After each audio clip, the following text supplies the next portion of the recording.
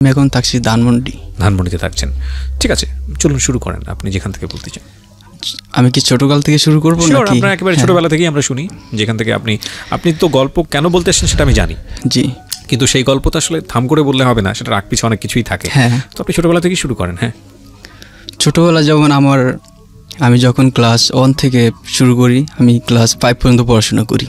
আচ্ছা, আমি এর বেশি আর কিছু পড়তে পারিনি, কারণ আমার পারিবারিক আর্থিক সমস্যা আছে। তারপর আমার বাবা আবার হাল চাষ করে, ঠিক আছে, আমরা আবার জমি জমা মানুষ, হ্যাঁ কৃষক, আমার বাবা কৃষক। জি। তো আমরা হচ্ছে 3 বোন আর হচ্ছে 2 ভাই। আচ্ছা, আমি সবার ছোট। আচ্ছা, আর আমার সবার বড় হচ্ছে আমার বড় ভাই, আর মাঝে হচ্ছে 3 বোন। তো সংসার আর কি কাজ করার মতো কোনো মানুষ নাই, তো এই জন্য আর কি আমার একটু হেল্প করতে হয়। যেমন উনি আবার চাষবাস করে, জমি জমা দেখা, একটা জিনিস করলে ওটা আবার একটু কিছু করতে হয়। তারপর গরু আছে, গরু থেকে আমাদের আবার লালন পালন করতে হয়। তারপর এই জন্য আর কি আমার পড়াশোনাটা হয় না। আর আমার বড় ভাই ঢাকা আর কি, উনি রং মিস্ত্রি কাজ করে। উনি আর দেশে যায় টানা বেশি, একটা হালকা পাতলা যায়, মাসের আগামাতায় বা 6 মাস পর পর এরকম যায় আর কি। তারপর আমার পড়াশোনা হচ্ছে না। আর আমার বাবা একটু রাগী মানুষ, আমার বাবা অনেক রাগী মানুষ। মানে যে কোনো কথা হেয়ার কথার উল্টাটা যদি হয়, উনি অনেক রাগ হয়ে যায়, খেপে যায়। ঠিক আছে, অনেক রেগে যায়। আর আমার মা খুব একদম অনেক নরম মানুষ। আমার যদি উনি বকা দেয় তাহলে আমার মা সহ্য করতে পারে না। আমার বাবা যদি আমার বকা দেয়, আমার আম্মা সহ্য করতে পারে না। পরে আমার আম্মার সাথে আমার বাবার সাথে ঝগড়া হয়ে যায়। পরে এটা আবার আমার দেখতে খারাপ লাগে, কি রে, আমার জন্য আমার আম্মা আমার জন্য এত বকা শুনে। তারপর এমনকি আমার বাবা আমার আম্মার গায়ে হাতও তোলে। তারপরে এটি আমার বড় ভাই জানি না, আমার বড় ভাই কিছু করার নেই, যে বাপ মা কি কমু, এরকম ধরনেরটাই আমার বুঝতে। এখন আমি ক্লাস 5 পর্যন্ত পড়াশোনা এরকম করে শেষ করছি আর কি। এরকম বাসায় আমার বাবার সাথে ঝগড়াঝাড়ি টুকটাক এরকম হইতো।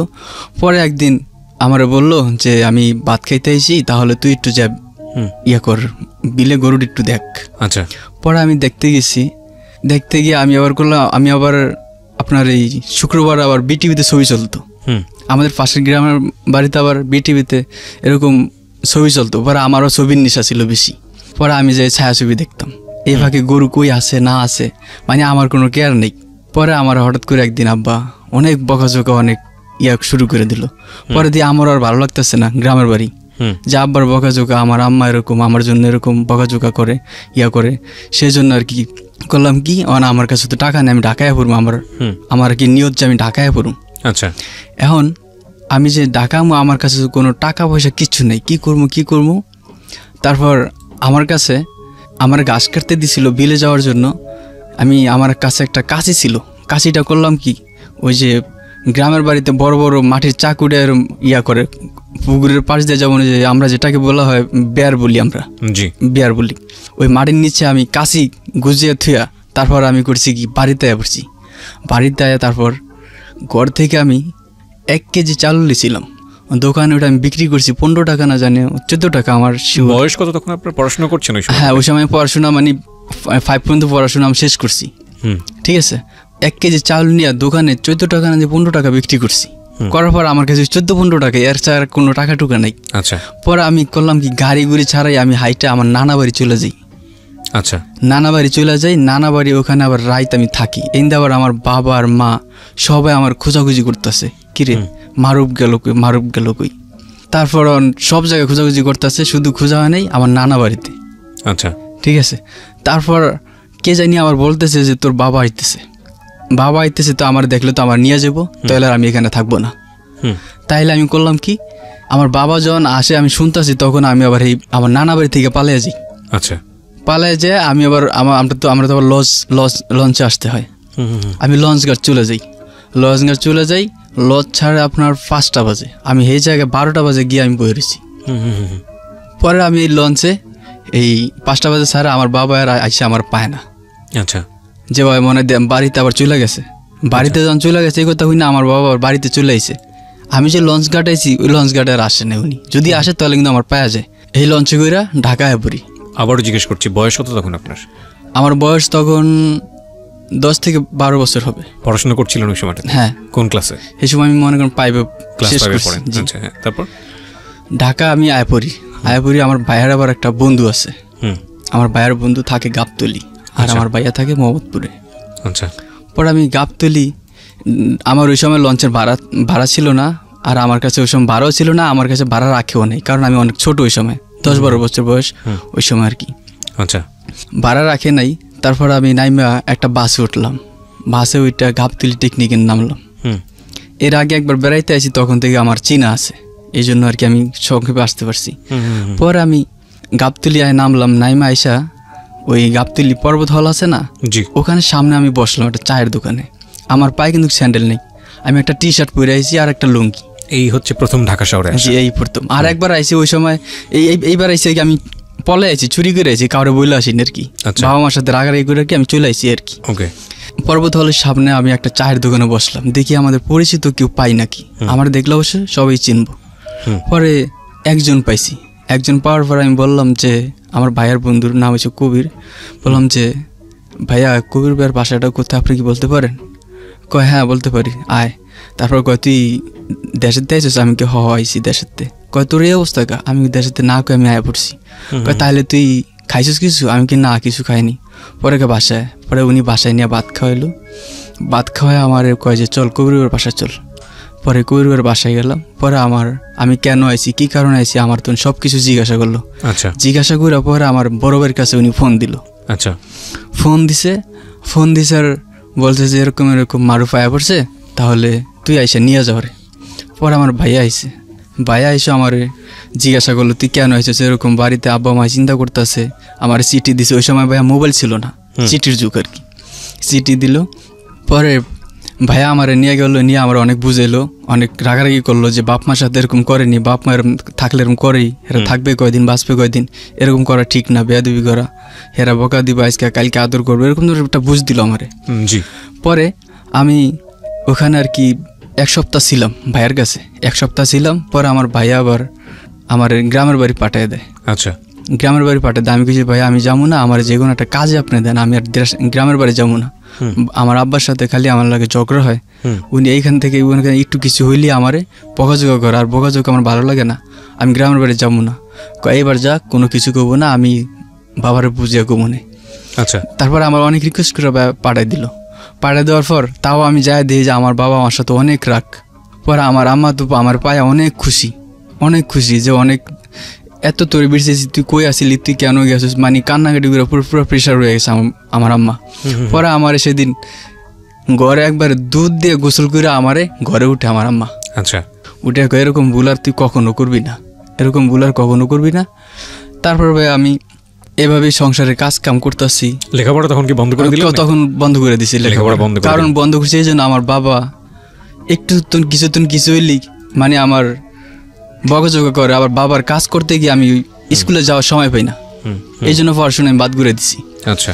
বাদ দেওয়ার পরে এরকম সংসারের কাজ কাম করতেছি তখন মানে আমি একটু বুঝ হয়েছি, যেমন বুঝের বলতে আমি একটা কাজ করার আমার ওরকম একটা শক্তি আছে যে আমি একটা কাজ করে খাইতে পারবো, ওরকম ধরনের। আবার আমি করি কি, ভাইয়ারে বইলে টিলা। পরে ভাইয়া কয় তুই যখন দেশে কাজ কাম করতেছিস না, তাহলে তুই ঢাকায় চলে আয়। পরে ঢাকা আমি আয়া পড়ার পর আমার ভাইয়া আবার 5 তলা একটা বিল্ডিংয়ের রঙের কাজ পায়, বাইরের সাইডে রং করবো।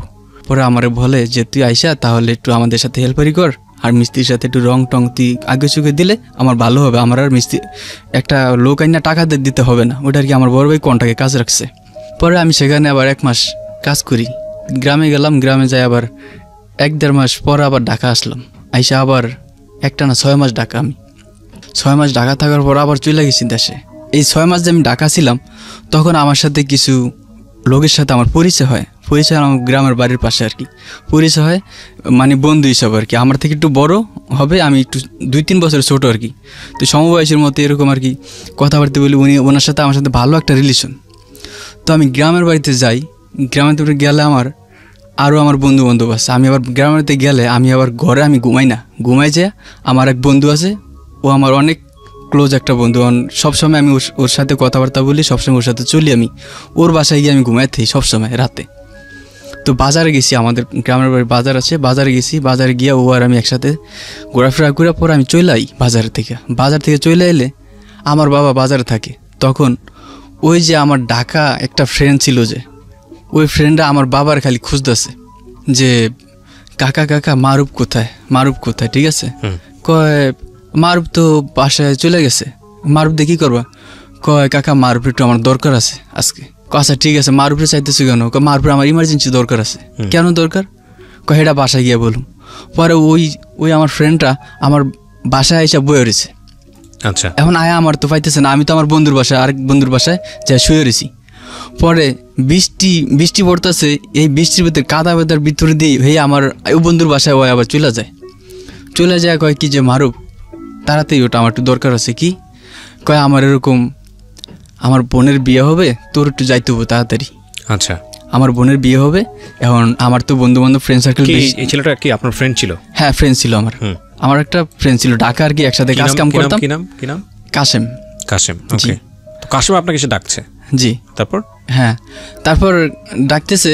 তারপর আমি কই কি হয়েছে? আমার তো এরকম ফ্রেন্ড সার্কেল নাই, তাহলে তুই চল আমার সাথে একটু যাবি, আমার বোনের বিয়ে তো, একটু তুই যাবি। তারপর আমি আচ্ছা ঠিক আছে। এখন আমার আব্বা মার কাছে আমি গেলাম, গিয়া বললাম যে আব্বা আমার এরকম ও যাইতে কয়, আমি কি যাইতাম? কয় ও জন যাইতে চায়, বিয়ে শাদির ব্যাপার, তোর যাইতে কয় তুই যা। পরে আমি গেলাম। এর ফাঁকে আবার আমার বাবা কি করছে, আমার বাবা এটা আর কি আমার অনেক ছোটোকালের একটা কথা আর কি, যে আমার বাবা যখন ঢাকা থাকতো তখন আমার মা গ্রামের বাড়ি একলা থাকতো। তখন আমি ছোট ছিলাম, একবারে ছোট। তখন আমার বাবা এক বাড়িতে গরু জবাই করছিল। তখন ওখান থেকে মাংস আনি একটু পরে আবার টাকা দেয়নি আমার বাবা, বলছে যে টাকা পরে দিয়ে দেবো। পরে ওই টাকার জন্য যে গরু জবাই করছে উনি আবার চলে আইছে।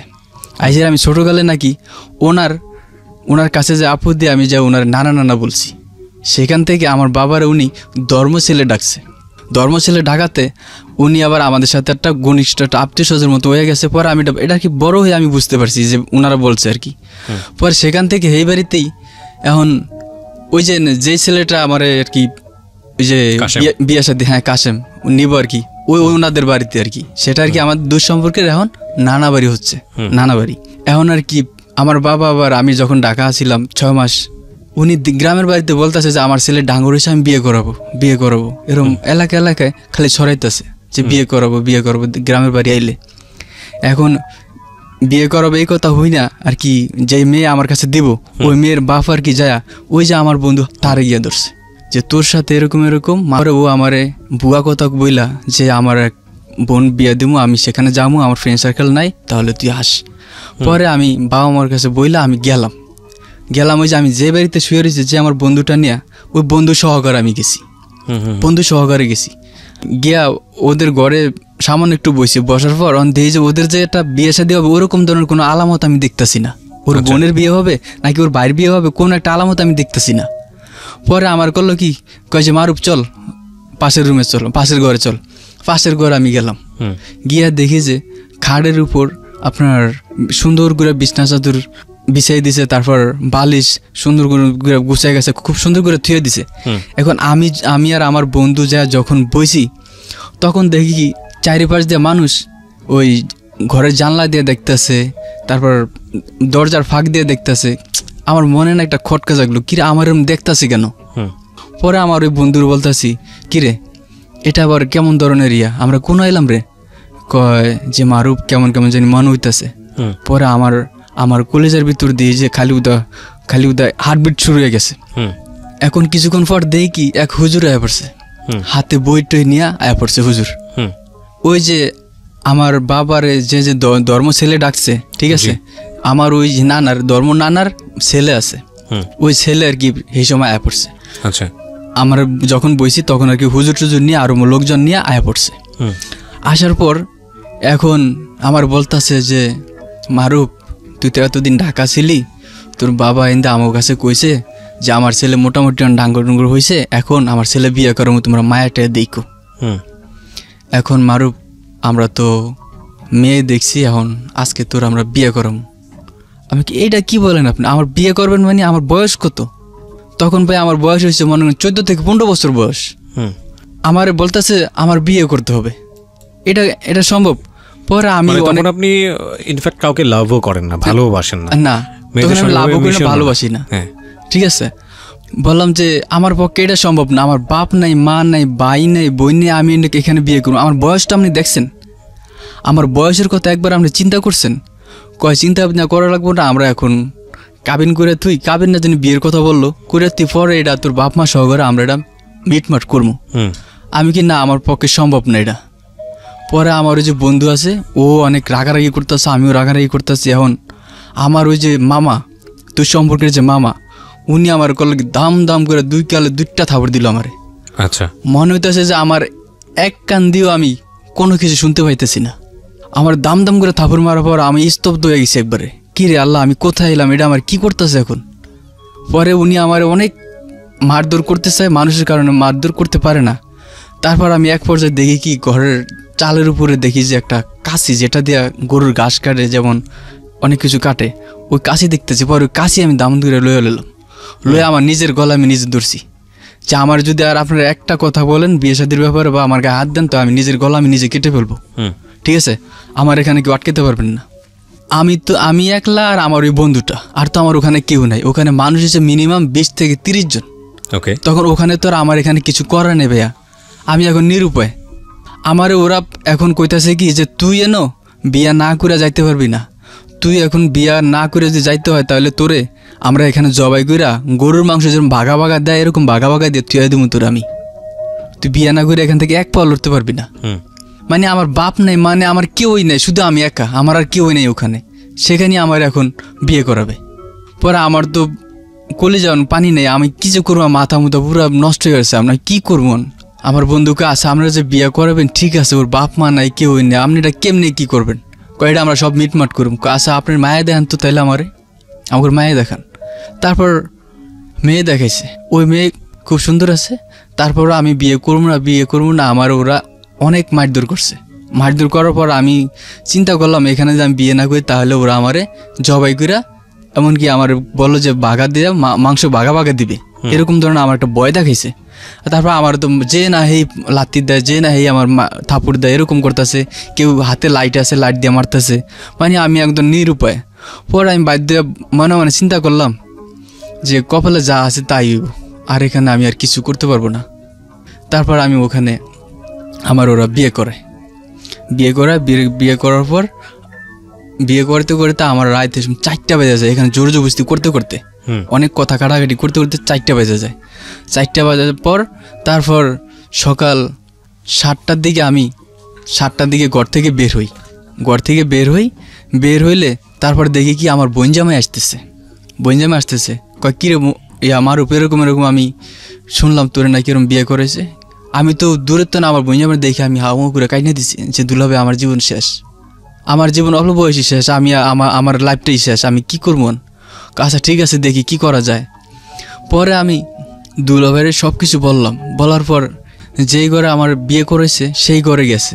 যাওয়ার পর কিছুক্ষণ পর দিয়ে আমার বাবা আসার পর বাবা তো অনেক রাগারাগি, অনেক হেবারি যে আমার ছেলের আইনে এরকম জোর জবরদস্তি আটকে মায়ের দূর করে বিয়ে করায়, তাহলে তো আর আমি এই মেয়ে রাখবো না, কখনো রাখবো না। অনেক চিল্লাচিল্লি পাড়াবাড়ি করতেছে। করার পর সবাই এখন আমার বাবার ঠান্ডা করতেছে যে বোন পানি খান, একটা মানে আপ্যায়ন করতে চাচ্ছে। পরে আচ্ছা ঠিক আছে আপ্যায়ন করবো, সব কিছু করবো, আমরা যে মায়া বিয়ে দিচ্ছেন আমি সেই মায়া দেখবো। পরে ভাইয়া মেয়েটার নাম কি ছিল? মেয়েটার নাম ছিল আসমা। এখন আমার বোনজামাই আমার নিয়ে যাওয়ার পর কয় যে বিয়ে আপনি আসেন, আর কেউ আসা লাগবে না, আপনার মায়া দেখে যান। পরে এই কথা বলার পর আমার বোনজামাই আমার রাইখা উনিও আমার বাবার সাথে মেয়ে দেখতে গেছে। যা দেখে যে মেয়ে কালো, আমার সাথে দ্বিগুণ বয়স, আপনার চেয়ে ডাবল বয়স, আমার সাথে ডাবল বয়স। তখন আপনার 12-14 বছর? হ্যাঁ 12-14 বছর বয়স। আমার সাথে ডাবল বয়স ওই মেয়ে, মানে কালো। পরে এখন আমার বলতেছে যে মারুফ তুই যে মেয়ে দেখছো সে মেয়ে তো তোরে দেয় নাই। আমি কই কি বলেন ভাই এটা? আবার কয় এইটা মেয়ে তোরে দেখাইছে একটা, তোরে দিছে আরেকটা। পরে আবার আমি আবারও সেই হাউকা শুরু করে দিলাম। এটা কি হইলো আমার জীবনে? আমারে ওনারা এরকম আইনা আমারে ভয় দেখে মায়ের দূর করে আমার বিয়ে করলো, তারপর আবার একটা বয়স্ক মায়া বিয়ে দিল আমার কাছে। আমি কি এত অপরাধী? আমি কি দোষ করছি ওনাদের কাছ থেকে? পরে আমারে ওই যে ছেলে নিয়ে আসলো হাসেম, ওর প্রতি আমার খুব এখন খুব রাগ যে আমি তোর কি অপরাধ করেছি, তুই আমার জীবনটা নষ্ট করলি কেন ছোটবেলা, আমি তো তোর কোনো ক্ষতি করি নাই। ওরে আমি এখন অনেক কথা কইতেছি, করার পর এখন আমি এখন এই বাড়ি থেকে কেমনে যাবো কেমনে বাইরে ও চিন্তা ভাবনা করতেছি। এখন ওরা আবার আমারে বাইরেতে দিতেছে না। রাতের বেলা 10টা না 11টা বাজে, তখন আমি যেদিন বিয়ে করেছে এর পরের দিন 10টা না 11টা পরে আমি ওই বাড়ি থেকে পলে আমি আমার বাড়ি চলে আসি। ইন্দা আমার ওই বাড়ির লোকজন এখন খোঁজাখুঁজি করতেছে, আমার বাপ মা সবাই খোঁজাখুঁজি করতেছে যে এটা এখন একটা মিট করবো, এলাকার মেম্বার চেয়ারম্যান দিয়ে এটা একটা মিট করবো, কেমনে সংসার পাতা যায় সে ব্যবস্থা করবো আর কি। তখন আমি চিন্তা করলাম আমি যদি এখানে থাকি তাহলে আমার এখানে এই সংসারই করতে হবো, আমার করতে হবো, কিন্তু আমি সংসার বিষয়তে কিছু জানি না। মানে বিষয়টা আপনার কাছে একদম ভীতিকর, আমার ভীতিকর, ঠিক আছে। আমি এইসব বিষয় তো কিছু জানি না, আমার কাছে কোনো বউ কি জিনিস, ঠিক আছে, বউ কি জিনিস, সংসার কি, আমার ভিতর কোনো এসব আমি বুঝি না। তারপর আমি চিন্তা করলাম যে আমি এখানে আর থাকবো না। তারপর আমি আবার করে কি কাউরে না বলে আমি আবার ঢাকা চলে আসি। আচ্ছা, আবার ঢাকা আমি চলে আসি। ঢাকা আসার পর আমি কারোর সাথে কোনো যোগাযোগ নেই, কারোর কোনো পরিচিত মানুষের কাছে যাই না। এই দা আবার আমার বাপ মা হাউকাউ করতেছে, সবাই মিলে এখন ওই বাড়ির দোষ চাপাইতেছে যে আমার ছেলেটা জীবনটা নষ্ট করে লেছেন, আমার ছেলেটা আজকে আমার ঘরে নাই, আমরা পাইতেছি না, এই বিভিন্ন কথা নিয়ে হাউকাউ করতেছে, কান্নাকাটি করতেছে আমার বাবা মা, আমি মানুষের কাছে শুনতেছি। পরে আমি আশা করলাম কি এক জায়গায় মোহাম্মদপুর চাই আমি রঙের কাজ করি। আচ্ছা, রং মিস্ত্রির কাজ করি। তখন আমি মিস্ত্রি হই নাই, তখন আমি হেল্পার, 120 টাকা মজুরি পাই। 120 টাকা মজুরি পাই, ওইটা দিয়ে আর কি আমি কোনোরকম চলতেছি, ব্যাচেলার বাসা থাকতেছি। তখন আমি যে ব্যাচেলার বাসা থাকতেছি এটা আর কি আমার ওই যে আমার বিয়ে করেছে ওই বাড়ির লোকজন শুনে আর কি আমার ওই এখন তো ওই মেয়ের বাপ আমার বাসায় পড়ছে। আমার আইসা কয় বাবা যা হইছে তুমি এটা ভুলে যাও, এটা তুমি মাইনা নাও, তুমি আর কোনো গন্ডগোল কোনো গ্যামজাম কিছু করো না, এটা ভুলে যাও, এখন যা হয়েছে এটা কেমনে সংসার কিস্তি করবা সেই ব্যবস্থা এখন করো। এটা আপনার মা বলছে আপনাকে? এটা আমার ওই যে যেবার বিয়ে করেছে শাশুড়ি, শ্বশুর হয়। আচ্ছা, ঠিক আছে, আমার বলতেছে এখন কয় তুমি এখন কি চাও আমার কাছে বলো। এটা উনি ঢাকায় আসছে? হ্যাঁ ঢাকা আসছে, ঢাকায় এসে আমার বাসায় আর কি আমার বলতেছে। পরে আমি বলি যে আমি আপনাদের কাছে কিছুই চাই না আর কিছু চামো না, আর আপনাদের এই সম্বন্ধ রাখার বিষয়ে আমার কোনো আগ্রহী নাই, আপনারা যা মন চায় তা করতে পারেন, কিন্তু আমি আপনার মেয়ে নিয়ে আমি এক মুহূর্তে সংসার করতে পারবো না, আমার পক্ষে সম্ভব না। এক কথা, ঠিক আছে, আমার পক্ষে এটা সম্ভব না। আপনার মেয়ে কোথায় আর আমি কোথায়, আপনার মেয়ে কোথায় আর আমি কোথায়, এটা আমার পক্ষে কোনো সম্ভব না।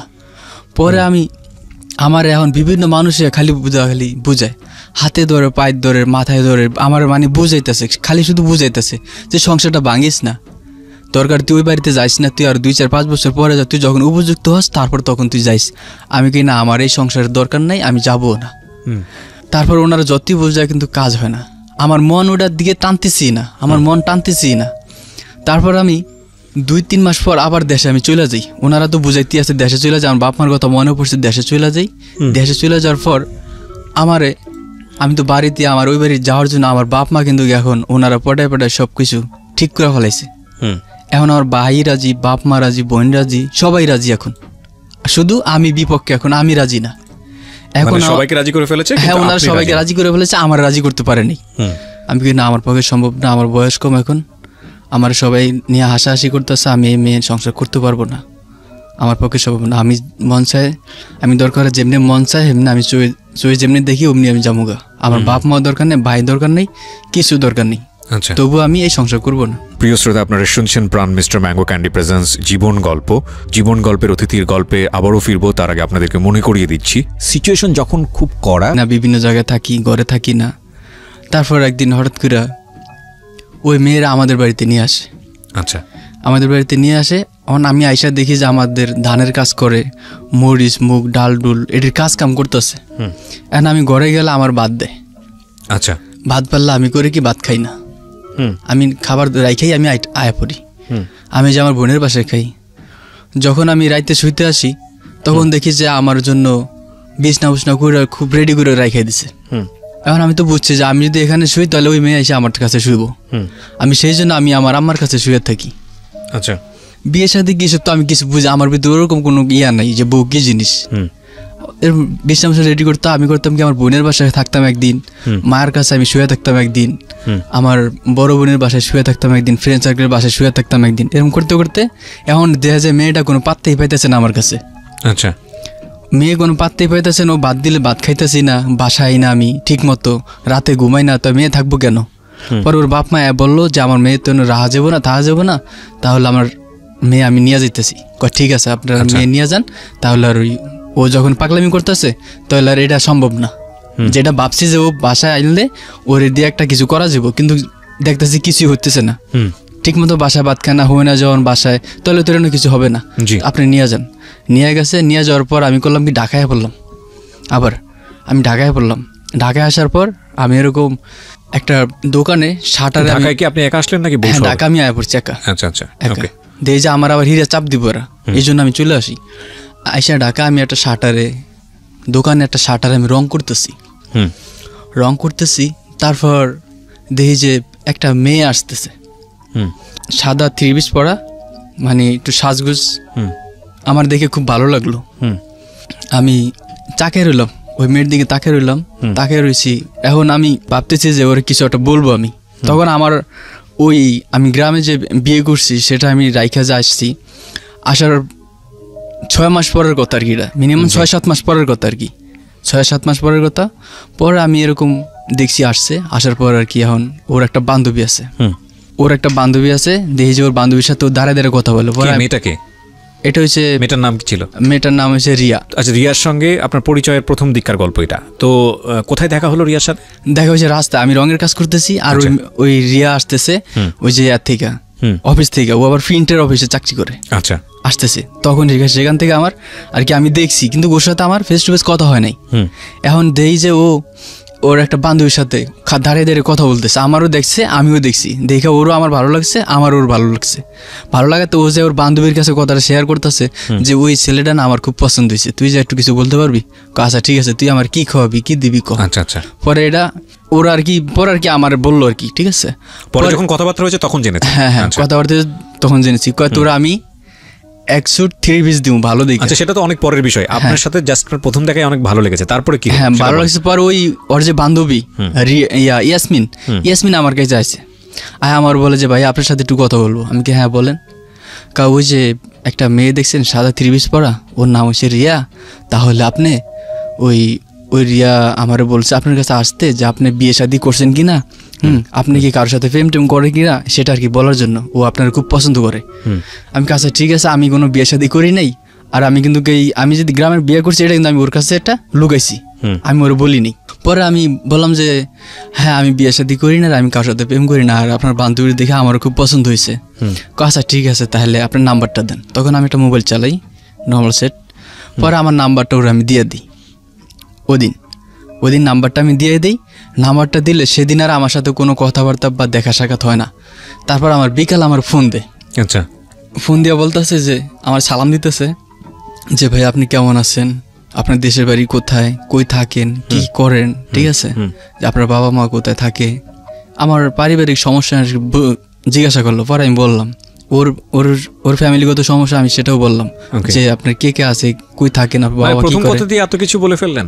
হ্যাঁ, মানে ওই যে ফোন দিছে, ফোন দেওয়াতে আমি পরিচয় দিয়ে গেলাম আর কি, যে আপনার বাবা মা কি করে। রিয়া ছিল মেয়েটা? হ্যাঁ হ্যাঁ, রিয়া আর কি আমার ফোন দিছে আর কি। পরে আমি যে গেলাম যে আপনি কি করেন, কোথায় আপনারা থাকেন, এসব বিষয়ে আর কি কথা বলছি। বলার পরে আমার ফোন রাখিয়ে দিছি।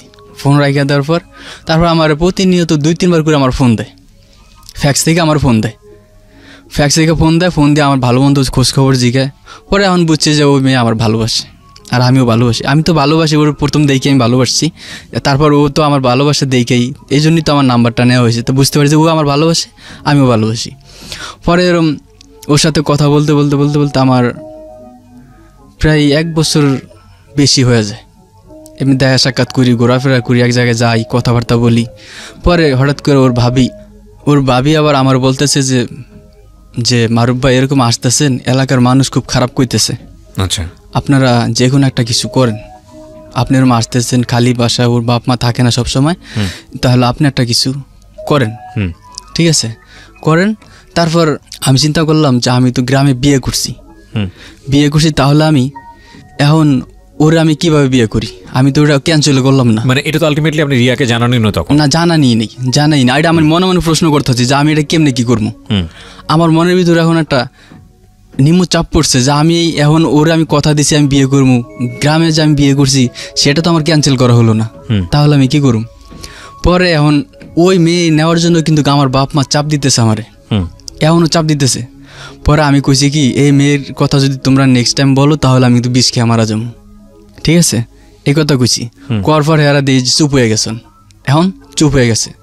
ওই ওর রিয়ার ভাবি যখন এই কথা বলছে ওর সাথে আমি ব্রেকআপ দিয়ে দিছি, মানে যোগাযোগ বন্ধ করে দিছি। কারণ আমার গ্রামে একটা সমস্যা আছে, এটা সমাধান না করে আমি কিছু করতে পারবো না। পরে ওর সাথে আমি ব্রেকআপ দিয়ে দিছি, মানে কথাবার্তা বন্ধ করে দিছি। এখন বন্ধ করার পর আমি কাজ কাম করতেছি চলতেছি ঢাকা শহর, ওর সাথে দেখা করি না, কথা বলি না, মোবাইলে সিম চেঞ্জ করে লেছি। তারপর হঠাৎ করে গ্রামে গেলাম, গ্রামে গেছি আর যাওয়ার পর ওই যে আমারে যেই বন্ধু নিয়ে আমার বিয়ে করেছে হাসেম, ওই বন্ধুর একটা বোন আছে, ওর প্রতি আবার আমার একটা ক্ষোভ ছিল যে তুই আমার জীবন নষ্ট করছিস, আমি তোর বোনের জীবন নষ্ট করে ভিলেজ পলিটিক্স। হ্যাঁ, ঠিক আছে। পরে আমি এটা মনে আমার রাগ, এখন ক্ষোভ আমি এটা করবো।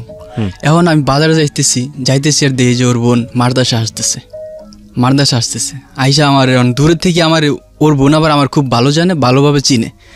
তারপর আমার বলতেছে যে মারুফ ভাইয়া কেমন আছেন, আপনার অনেক দিন হয়েছে দেখি না, আপনি আমার ঘরে আয়েন না, আপনার বউ নিবেন না নিবেন কোনো খোঁজ খবর নাই, মানে আমার এরকম একটা টিট করে কথা বলতেছে। আমি কি তোমার এই বোন তো আমি নিমু তোমারে কয়টা কি বলেন ভাই? হ্যাঁ আমি তোমার পছন্দ করি, তোমার আমার ভালো লাগে, আমি তোমার নেব, এই কথা কইছি। আর ও দিয়ে মুচকি হাসি দিতেছে, মানে ও কিন্তু আমার খুব আমার ভালো লাগে ওর। পরে এখন কইতেছে কি কয় মারুফ ভাই আপনার মোবাইল নাম্বারটা আমার দিয়ে যান।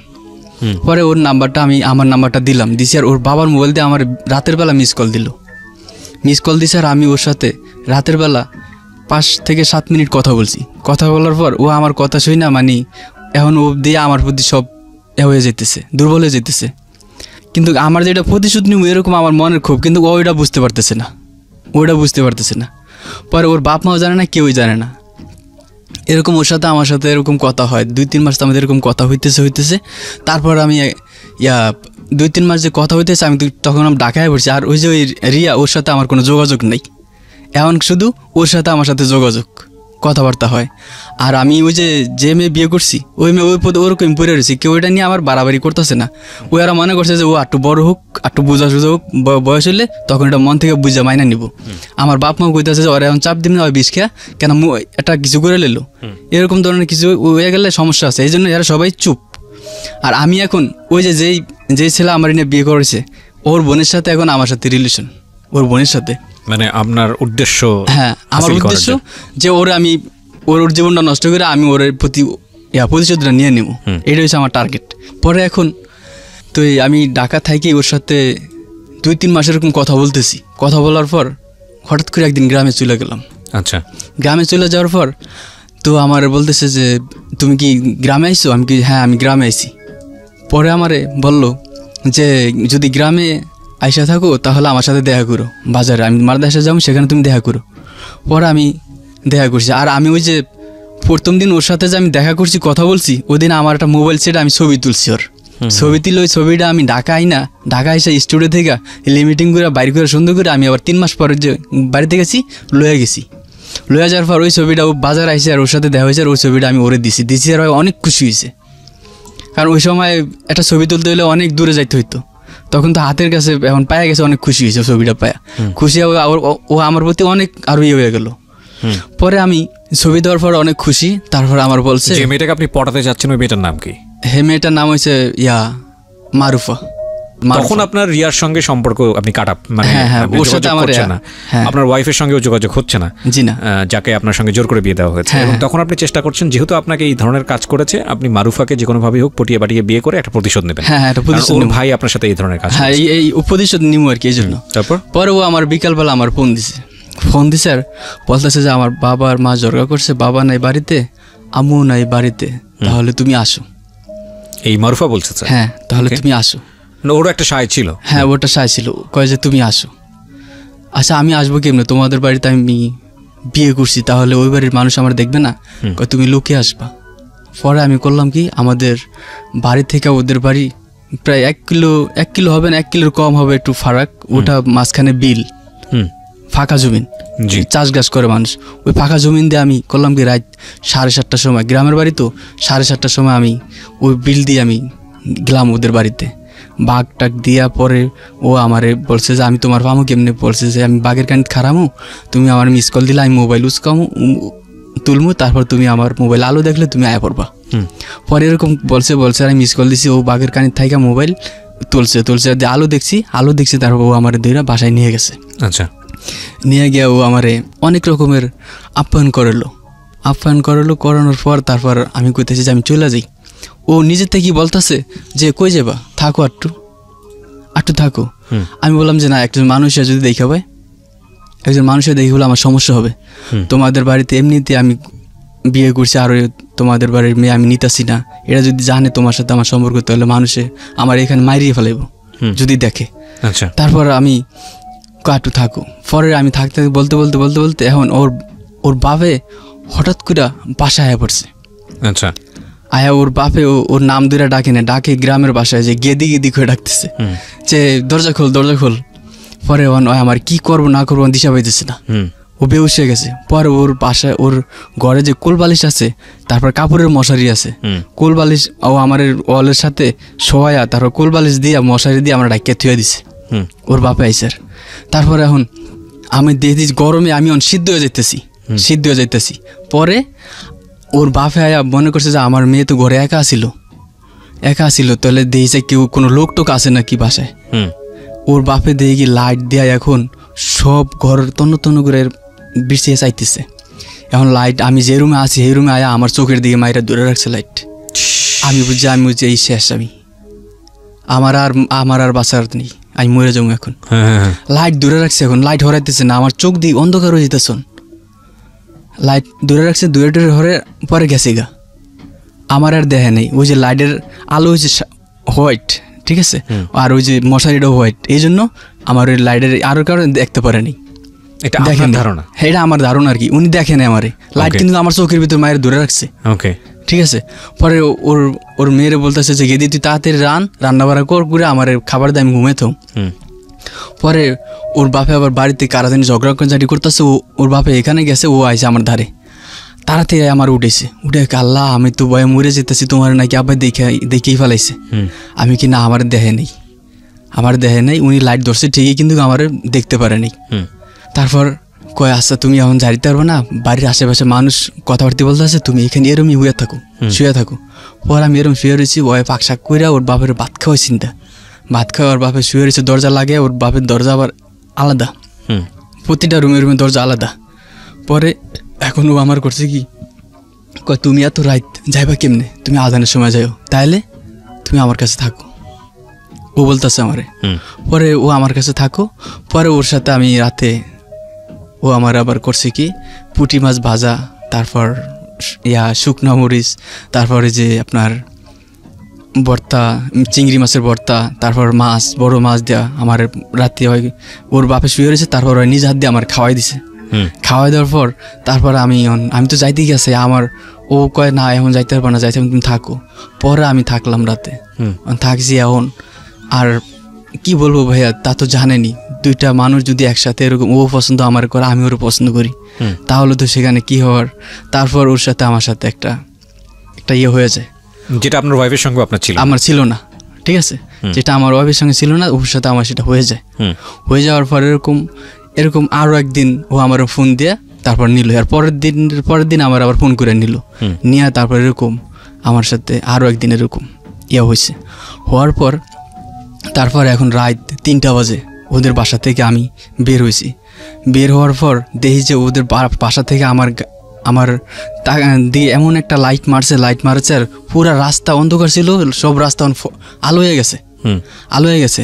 এখন আমি করছি লাইটের ফরের আগে আমি দৌড়ে যাই, একটা কবরস্থান আছে, কবরস্থানের পাশে বিভিন্ন গাছ আছে, গাছের মধ্যে ঝুঁকি দিয়ে বয়ে রয়েছি, যাতে আমার যে কেউ না দেখে। এখন ওই লোকটা লাইট চারিদিকে মারতেছে, এখন আমার আর দেখতেছে না, আমি তো যে জোফের মধ্যে বয়ে রয়েছি। লোকটা বুঝতে পারছে, তখন ওই যে আজানের সময় ফজর আজান দেবো, তখন ওই সময় আর কি উঠছে লোকটা, আর কি হয়তো বাইরে করে যাবে, তখন দেখে যে এরকম। পরে রাস্তায় এক মানুষ আছে, জিজ্ঞাসা করে যে একটা লোক দেখছি এরকম, হঠাৎ করে দেই নাই, অথচ আমি ছিলাম। এখন আমার দেই যে ভয়ে আমার আরও কাঁপতেছে, আল্লাহ আমার দূরে এলে আবার আচ্ছা পরে আমি এখন রাতে 3টা 3:30 বাজে আছে, এখন আমি যে যামু মানে আমারও ভয় করতেছে। তারপর আর কি আমি সেখান থেকে ওই বাড়ি থেকে আইসা পড়ি। আসার পরে তারপর আমি আবার এই ঢাকা আসি। ঢাকা আসলে আমি কাজ করতেছি। এখন আমার আবার একটা MP3 রেডিও ছিল আর কি, রেডিও এমনকি ট্যাব বলা হয়, সাউন্ড রেকর্ড আর কি, ওটা ছিল। আমার নষ্ট হয়ে গেছে, আমি ওটা ঠিক করতে নিয়েছি ইলেকট্রিকের দোকানে। আচ্ছা নিয়েছি, আর ওই যে রিয়া হঠাৎ করে আমার দেখে লেছে। আচ্ছা রিয়া হঠাৎ করে দেখে লেছে, দেখে কয় আপনি এখানে? আমি কে হ্যাঁ তুমি এখানে? আমি তোমার কি যে খুঁজতেছি, তুমি এতদিন কই আছিলে, তোমার মোবাইল বন্ধ কেন? আমার বলতেছে। আচ্ছা আমি কি আমার মোবাইল চুরি হয়ে গেছে, মানে ভুয়া কথা কইলাম আর কি, মিছা কথা কইলাম যে আমার মোবাইল চুরি হয়ে গেছে। পরে কই এখন তোমার নাম্বার কই? পরে আমি নাম্বার নিল আমার আবার, ঠিক আছে নাম্বার নিয়ে আমারে রাতের বেলা ফোন দিছে, কয় তোমার কালকে আমার আব্বা আর আম্মা আসতে বলছে, আমারে বলতেছে। আচ্ছা আমার আসতে বলছে। পরে আমি আচ্ছা ঠিক আছে আমি আসবো নি। পরে আমি ওর বাবা মার সাথে দেখা করছি রাতের বেলা যায় দেখা করছি। দেখা করার পর আমার বলতেছে যে তোমার গ্রামের বাড়ি কে কে থাকে? আমি কি থাকি, আমার বাবা মা সবাই আছে, এখন আমি ঢাকা একা থাকি। তুমি আমার মেয়ের কি বিয়ে করতে চাও? আমার এরকম ধরনের কিছু জিজ্ঞাসা করলো। করার পর হ্যাঁ আমি পছন্দ করি, ও আমার পছন্দ করে। তাহলে তুমি কয়দিন আগে তোমার কোনো খোঁজ খবর ছিল না? আমি বলছি আমার দেশে। ওর ভাবি ওই যে একদিন কইলো যে আপনি আসলে এরকম ঝামেলা করে, তারপর তাহলে এটা আপনি একটা কিছু করেন। এখন আমি চিন্তা করলাম যে ওরে যদি আমি বিয়ে করি, তাহলে আমি গ্রামে যে বিয়ে করছি তারা আমি কি করব। আবার চিন্তা করতেছি আমি যদি রিয়ারে বিয়ে করি তাহলে ওটা মানে ক্যান্সেল করে দিল আমার বাপ মা। আচ্ছা সব চিন্তাই মাথায় আসতেছে। তাহলে ওটা ক্যান্সেল করে দেব। আমি যদি বিয়ে করি, যদি শোনে, তাহলে ওটা ক্যান্সেল করে দেব। পরে আমি করলাম কি, আমি নিজের বিয়ে নিজে একাই, ওর বাপ মারে বলছি, আর ওর বাপ মা কাজে টাজে আই না, তারপর ওদের আত্মীয় স্বজন আই না, আমার নিজের বিয়ে আমি নিজে একা ওই রিয়ারে বিয়ে করে ফেলাই। ওর বাবা মা আপনার বাড়িতে যায়নি, কোনো খোঁজ খবর নেই? না, কোনো কিছু নেয়নি, কোনো কিছু হয়নি, ঠিক আছে। আমি নিজে বিয়ে নিজে করে ফেলাই। এটা হলো 2008 সালের কথা। 2008 সালে আমি বিয়ে করি। তারপর বিয়ে করার পর এখন আমার এমনই অবস্থা, না পারি কোনো জায়গায় কাজ কাম করতে, না পারি একটু ঘুরতে ফিরতে, আমার অবস্থা খুবই খারাপ। এখন আমি যে বিয়ে করছি এটা আমি এমনও কাউরে জানাইনি। আর আমি যদি যাই ওই সবার সামনে, তাহলে আপনি ওদেরকে তো একটা ব্যাখ্যা দিতে হবে যে আপনি যে আপনার বাবা মাকে জানালেন না বা নিয়ে আসলেন না, নিজে বিয়ে করলেন। পরে আমি বলতেছি, তারপর আমি যে আগে রঙের কাজ করতাম, এই রঙের কাজ আমি করতে যাইতেছি না। কেন যাইতেছি না? ওই আমি যে আগে বিয়ে করছি এবার অনেক লোকই আমার চিনে, আমি হেরা রঙের কাজ করে, আমি কাজ করলে ওদের সাথে যায় কাজ করতে হয়। যদি আমার একটা কোনো ইনফরমেশন বা কোনো আমি যে বিয়ে শাদী করছি ঢাকা যদি এটি বইলা টইলা দেয়, এই জন্য আর কি আমি রোডে উঠি না, কোনো যাই না, বাসায় থাকি, খালি বাসার আশেপাশে ঘোরাফেরা করি, কোনো যাইতে পারতেছি না। পরে এখন একদিন হঠাৎ করে আমার বললো এক লোক আইসা যে তুই তো কোনো কাজ কাম করস না, তাহলে চল সিরাজগঞ্জ যা, তুই রাজের কাম কর কারোর সাথে, তোর হাজিরা দিব 150 টাকা করে বা 40 টাকা করে এরকম হাজিরা দিব, হেল্পার হিসেবে কাজ করবি। পরে আমি এই সিরাজগঞ্জ যাই কাজে। সিরাজগঞ্জ কাজে গেলে 10 দিন না 12 দিন কাজ করার পর শুনি কি আমার বাবা আইছে ঢাকা। আমি যে মেয়ে বিয়ে করছি ওই বাড়িতে আবার আমার বাবা আইছে। আমার বাবার শুনছে আমি ওদিকে আবার আমি ঘুরতাম তো আমাদের এলাকার এক ট্রাক আছে না, ট্রাক দিয়ে বালু টালু সিমেন্ট দিত, তো ওই লোকটা আমার চিনতো, দেখতো, দেখে আমার আর কথা বলতে পারতো না। আমি ওনারা দেখলে আমি সরে মরে যাইতাম। পরে সেই লোকই আবার করছে কি আমার বাবার ইনফরমেশন দিছে, আর আমার বাবা করছে কি সেই বাসায় আবার আয়া পড়ছে। আয়া পড়ার পর তারপর আমার বাবা এখন আয়া তো পাগলের মতো কাঁদতেছে আমার বাবা আমার জন্য, বাড়িতে তো মা কাঁদতেছি। তারপর আমি সিরাজগঞ্জ কাজ করি। পরে আমি করলাম কি আমার বাবার সাথে কথা বললাম, বাবার সাথেও কথা বলছি, তারপর আমার আম্মার সাথেও কথা বলছি। আমার আম্মা বাড়িতে ছিল, তার আমি বললাম যে বাবা আমি বিয়ে করছি এরকম। আমার আম্মারও বলছে আমি বিয়ে করছি। আচ্ছা, বলার পর তারপর আমার বাবা কয় ওই বাড়ি ওই যে বিয়ে করছিস তুই আগে, এই বিয়ে ক্যান্সেল না করে তুই আবার এই বিয়েটা করলি কোন উদ্দেশ্যে? আমি বিয়ে করছি, এখন আপনারা যা করেন, কিন্তু আমি ওই মেয়ে নিয়ে সংসার করবো না। আমি সংসার করলে এই মেয়ে নিয়ে করবো, মানে আসমাকে নিয়ে আপনি সংসার করবেন না? আমি সংসার করলে রিয়াকে নিয়ে করবো। এখন কয় যে তুই বেজাল হালাইছিস, তাহলে এটা তো সমাধান করতে অনেক সময় লাগবো। এখন যদি ওই বাড়ির লোক যদি তোর নামে কেস মামলা করে তাহলে কি হবো? সেটি আপনি বুঝবেন। আপনি মানুষের কাছে ঘুরে ঘুরে বেড়ে বেড়ে বলছেন যে আমার ছেলে বিয়ে করেন, ছেলে বিয়ে করেন, সেই কথা ওনারা বিয়ে করাইছে, এখন আপনি বুঝবেন এটা আমি কিছু বুঝি না। তারপর উনি গ্রামে চলে যায়, গ্রামে চলে যায়, আমার বড় ভাই আবার জানে যে আমি বিয়ে করছি, ঢাকা বিয়ে করছি। পরে ওনারা চাপ দিল যে আপনার ছেলে যখন বিয়ে করে ফেলেছে, ওনারা জানা ফেলেছে আপনার ছেলে যখন বিয়ে করছে তাহলে তো আর আমার মেয়ে এখানে থাকতে পারবো না, তাহলে আপনারা কেমনে কী করবেন, করে ফেলান। পরে আমার বাবা মার চাপ দিছে, আচ্ছা ঠিক আছে তাহলে আপনার বিচার সালিসি বসেন, এলাকার মেম্বার চেয়ারম্যান ডাকেন, আমরা এটা ক্যান্সেল করে দেবো। তো ঠিক আছে ক্যান্সেল করবেন, যে কয় টাকা কাবিন হয়েছে এই কাবিনের অর্ধেক বা এটা এলাকার মুরব্বী আছে তারা এটা ডিসিশন নিব কয় টাকা আপনি দিতে পারবেন, এরকম একটা ক্ষতিপূরণ দিয়ে আমাকে মেয়ে আমাকে দিয়ে দেন। পরে আমার বাবা ফোন দিছে যে মারুফ এরকম ওই মেয়ে এরকম ক্যান্সেল করতে হইব, এখন তুই কি করতে চাস? আমি কি আমার পক্ষে এটা সম্ভব না, আমি আগেও বলছি এখনো বলছি আমার পক্ষে এটা সম্ভব না, আপনারা এটা ক্যান্সেল করে নেন, তারপর আমি যা করি করবো এটা পরে ওনারা আমার কইলো যে তুই তাহলে কালকে লঞ্চে চললাম, গ্রামে গেলাম, গ্রামে গিয়ে তারপর পরের দিন বিচার সালিসি বসানোর পর ওই মুরব্বী তারপর মেম্বার চেয়ারম্যান আইসা আমার জিজ্ঞাসা করলো আবার নতুন করে যে মারুফ তুই এটা ডিসিশন নে, তুই এই বিয়েটা মাইনা নে, ঠিক আছে তুই এই বিয়েটা মাইনা নে, তোর কোনো সমস্যা হবে না, তুই এই বিয়েটা মাইনা নে। আমি কিনা আমার পক্ষে সম্ভব না, আপনারা যদি এখন এটা ক্যান্সেল করবেন, না হলে নাই, তাহলে আমি এখন চলে যাব। আচ্ছা তারপর হেরা কইতাছে যে ছেলে যখন রাজি না তাহলে আর এখানে কোনো কিছু করার নেই, তাহলে ঠিক আছে। আমার বাবা মারে বলার পর তারপর হেরা 60,000 না জানি 50,000 টাকা ওনারা আমরা দিছি ওই মেয়ের ব্যাপারে, 50,000 না 60,000 টাকা বিচার সালিসির মাধ্যমে এটা ওই 50-60,000 টাকা দিয়ে ওটা ক্যান্সেল করে দিছি, ওটা আমার ডিভোর্স দিয়ে দিছি আমি তালাক দেওয়ার পর। তারপর আমি ঢাকায় পড়ি। আচ্ছা ঢাকা এসে তারপরে আমি এই যে কাজ কাম করতেছি তারপর আমার শ্বশুরের আর্থিক অবস্থা খুবই খারাপ। রিয়াকে কি তখন আপনার ফ্যামিলি মেনে নিল? ও এই পাকে আমি যে বিয়ে করছি এটা আবার আমার বলতে ভুল হয়ে গেছে, মনে নেই। আমার বাবা যখন এটা শুনছে যে আমি বিয়ে করছি, আমার বাবা আবার বইলা দিছে আমি দেশে বিয়ে করছি এটা শুনে আবার রিয়া আমার সাথে অনেক একটু রাগারাগি করতেছে যে তুমি দেশে বিয়ে করছো, তুমি আমার বলো নাই কে অনেক কথা কইতেছে।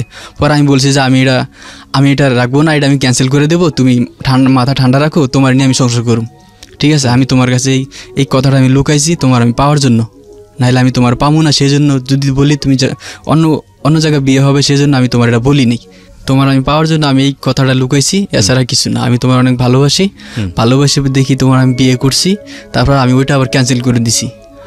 আমার নিজের টাকা 50-60,000 টাকা দিয়ে আমি ওটা ক্যান্সেল করে দিছি তোমার আমি পাওয়ার জন্যই। আচ্ছা তারপর ওর মনটা একটু নরম হয়েছে আমার প্রতি। আচ্ছা নরম হওয়ার পর তারপর আমার বাবা মা আমার এই বিয়ে মাইনে নেয়। আপনার বাবা মা? হ্যাঁ আমার বাবা মা।